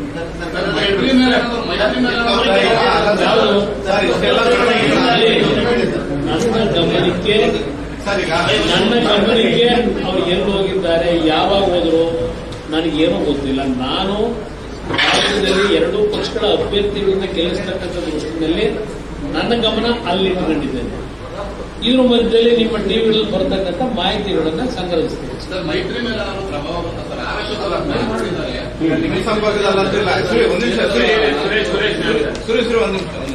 Sir, ಈಗ ನಮ್ಮ ಸಂಪರ್ಕದಲ್ಲಿ ಇಲ್ಲ ಸರ್. ಜೆಡಿಎಸ್ ಬೇರೆ ಯಾರ ಸಂಪರ್ಕದಲ್ಲೂ ಕೂಡ ಇಲ್ಲ. ಯಾಕಂತ ಹೇಳಿದ್ರೆ ಆಗ್ತಿರುವಂತಹ ಒಂದು ಮುಸ್ಗರ ನೋಡಿ, ನನ್ನ ಮುಂದೆ ಯಾವುದೇ ರೀತಿ ಸಂಪರ್ಕ ಇಲ್ಲ. ಅವ್ರು ಯಾರ ಜೊತೆ ಸಂಪರ್ಕದಲ್ಲಿ ಇದ್ದಾರೆ ಅಂತಕ್ಕಂಥದ್ದು ನನ್ನ ಹತ್ರ ಮಾಹಿತಿ ಇಲ್ಲ. ನನ್ನ ಹತ್ರ ಯಾವ ಮಾಹಿತಿಗಳಿಲ್ಲ. ಮೈತ್ರಿ ಬಗ್ಗೆ ಅಶೋಕ್ ಅವರು ಮಾತಾಡಿದ್ರು. ಒಂದೆರಡು ದಿನದಲ್ಲಿ ಮೈತ್ರಿ ಬಗ್ಗೆ ಕೇಂದ್ರ ನಾಯಕರು ತೀರ್ಮಾನ ತಗೊಳ್ತಾರೆ. ಮೈತ್ರಿ ಈಗ ಈ ಒಂದು ಪ್ರಕರಣದಲ್ಲಿ ಅವ್ರದ್ದು ರಾಷ್ಟ್ರೀಯ ಪಕ್ಷ, ಅವ್ರ ಪಕ್ಷದಲ್ಲಿ ಏನ್ ತೀರ್ಮಾನ ಮಾಡ್ತಾರೆ ಅದು ಅವರಿಗೆ ಸೇರಿ. ನಾನು ಅದ್ರ ಬಗ್ಗೆ ಇದು ಮುಂದುವರಿಯಲು ಅಂತಕ್ಕಂಥ ಚಿಂತನೆ ನನ್ನಲ್ಲಿ, ಅದರ ಆಸಕ್ತಿ ಇಲ್ಲ.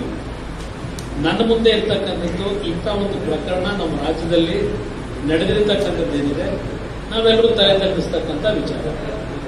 ಇದಕ್ಕೆ ಸತ್ಯಾಂಶ ಹೊರಗೆ ಬಂದು ಯಾರು ತಪ್ಪು ಇದ್ರು ಅದಕ್ಕೆ ಒಂದು ಅಂತಿಮವಾದಂಥ ತಾರ್ಕಿಕವಾದಂಥ ಒಂದು ಶಿಕ್ಷೆಗಳಾಗಬೇಕು. ಅದು ನನ್ನ ಮುಂದಿರ್ತಕ್ಕಂಥದ್ದು. ಮೈತ್ರಿ ಮುಂದುವರಿಯಲು ಅದು ಮುಂದೆ ನೋಡ್ತಾರೆ.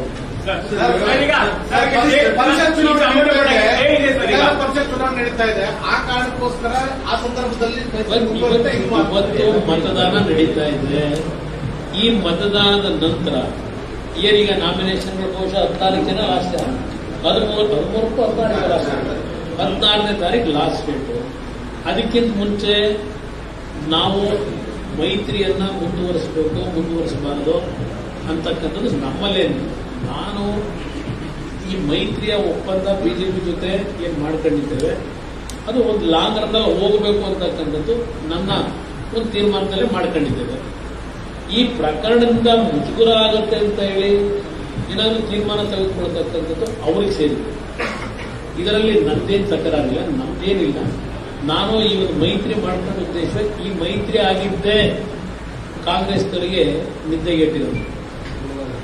ಕಾಂಗ್ರೆಸ್ ಇಷ್ಟೆಲ್ಲ ಈ ಕುತಂತ್ರ ನಡ್ಕೊಂಡು ಕೂತಿರೋದು ಆ ಮೈತ್ರಿ ಆದ ನಂತರ ಅವರ ಒಂದು ವೇಗ ಇತ್ತಲ್ಲ, ಸ್ಪೀಡು, ಆ ಗ್ಯಾರಂಟಿ ಸ್ಕೀಮು ಅವೆಲ್ಲ ಮುಳುಗೋಯ್ತು. ಇವತ್ತು ಏನು 20-25 ಗೆಲ್ತೀವಿ ಅಂತ ಲೆಕ್ಕಾಚಾರ ಮಾಡಿದ್ರು.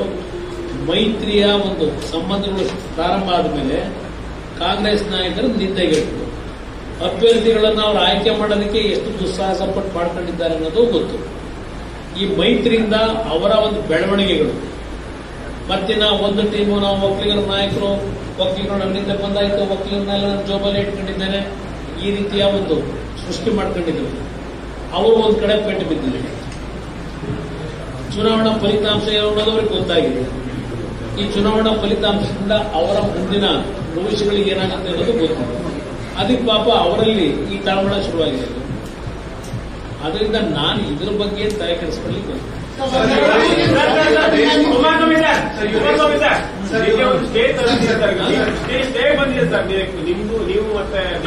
ನಾನು ಅದನ್ನ ಯಾಕೆ ಸ್ಟೇ ಅಂತ ತಗೊಂಡಿದ್ದೇನೆ, ಈ ಪ್ರಕರಣಕ್ಕೆ ಸಂಬಂಧಪಟ್ಟಾಗೆ ನಮ್ಮ ಹೆಸರನ್ನ ಪದೇ ಪದೇ ಕೆಲವು ದೇವೇಗೌಡರು, ಕುಮಾರಸ್ವಾಮಿ ಇದನ್ನೇ ತಂದಿದ್ರು. ಇದನ್ನ ನಮ್ಮ ಹೆಸರನ್ನ ಈ ಒಂದು ಪ್ರಕರಣದಲ್ಲಿ ಯಾವುದಕ್ಕೂ ತರಬಾರದು ಅಂತಕ್ಕಂಥದ್ದು ಹೇಳಿದೆ. ನಾನು ಇಲ್ಲಿ ಇವತ್ತು ನನ್ನ ಈ ಪ್ರೆಸ್ ಕಾನ್ಫರೆನ್ಸು ಇದಕ್ಕೆ ಸಂಬಂಧಪಟ್ಟಾಗೆ ನಾನು ಒಬ್ಬ ಜನಪ್ರತಿನಿಧಿಯಾಗಿ ಈ ಒಂದು ರಾಜ್ಯದಲ್ಲಿ ಒಂದು ಪಕ್ಷದ ಶಾಸಕಾಂಗ ಪಕ್ಷದ ನಾಯಕನಾಗಿ ಇವತ್ತು ದಾರಿ ತಪ್ತಾ ಇದೆ. ರಾಜಕೀಯವಾಗಿ ಇಲ್ಲಿ ನಡೀತಿರ್ತಕ್ಕಂಥ ಘಟನೆಗಳ ಬಗ್ಗೆ ಇದು ನನ್ನ ವೈಯಕ್ತಿಕ ಅಲ್ಲ, ಇದು ರಾಜ್ಯದಲ್ಲಿ ನಡೀತಿರ್ತಕ್ಕಂಥ ಬೆಳವಣಿಗೆ. ಇದರ ಬಗ್ಗೆ ರಾಜ್ಯದ ಒಂದು ಪಕ್ಷದ ಅಧ್ಯಕ್ಷ ಮತ್ತು ಶಾಸಕಾಂಗ ಪಕ್ಷದ ನಾಯಕನಾಗಿ ನನ್ನ ಜವಾಬ್ದಾರಿ ಇವತ್ತಿನ ಜನತೆ ಮುಂದೆ ತರಬೇಕು. ಅದಕ್ಕೆ ನಿಮ್ಮ ಮುಂದೆ ಇವತ್ತು ಗೊತ್ತಿದೆ.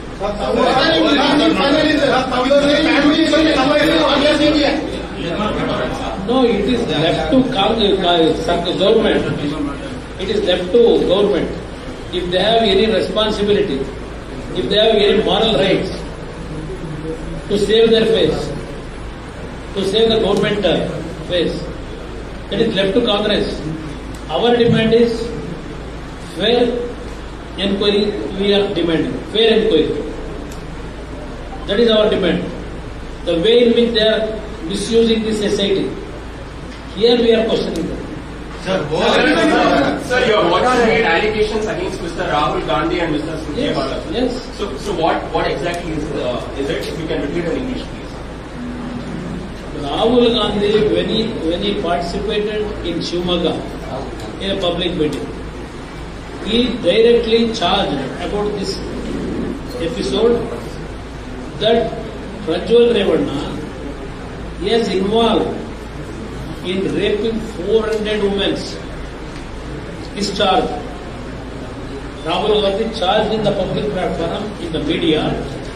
Revanna, Prajwal Revanna raped more than 400 women. He charged directly. Then he had some information about that issue. He had some evidence. Why this SIT up till this time they have not issued notice to Rahul Gandhi? He is directly attacked in this issue. Revanna has done it. Prajwal Revanna directly is charging. I think he had some information or evidences. Why they are kept quiet? This society. Why they have not given notice to him? This is my question to Rahul Gandhi and even Congress. Surjewala issue, when all these things, they got the information, after the election process started, they came to know that Congress will going to actually lose all the parliamentary seats. For that reason only, he has taken the lead. So you are alleging that Surjewala? Yes. All these people, they sat and they decided to expose this issue to mislead the people, to get the vote for the Congress. All are collided. He only clicked the photos. Which photo we have to release, which photo has to release. All those things he only actually identified.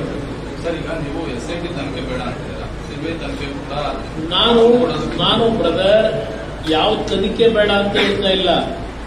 ಸತ್ಯಾಂಶ ಹೊರಬರ್ತಕ್ಕಂಥದ್ದಕ್ಕೆ ಪಾರದರ್ಶಕವಾದಂತಹ ರೀತಿಯಲ್ಲಿ ಯಾವುದೇ ರೀತಿಯ ಇನ್ಫ್ಲೂಯೆನ್ಸ್ಗೆ ಒಳಗಾಗದೆ ಯಾರಿಗೆ ಇವತ್ತು ಅನ್ಯಾಯ ಆಗಿದೆ ಅವರಿಗೆ ನ್ಯಾಯವನ್ನು ಕೊಡಿಸಬೇಕಾದಂಥದ್ದು ಸರ್ಕಾರದ ಜವಾಬ್ದಾರಿ. ಪ್ರಚಾರ ಮಾಡೋಕ್ಕಲ್ಲ SIT ರಚನೆ ಮಾಡ್ಕೊಂಡಿರೋದು.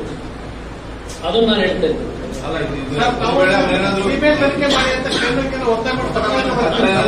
ಈಗ ಕೋರ್ಟ್ ಮುಂದೆ ಈ ಇಶ್ಯೂ ನಾವು ತಗೊಂಡು ಹೋಗಲೇಬೇಕು. Ultimately, court has to decide. Let us decide. We will going to give honorable governor also. We will going to give a complaint about this government misusing their power.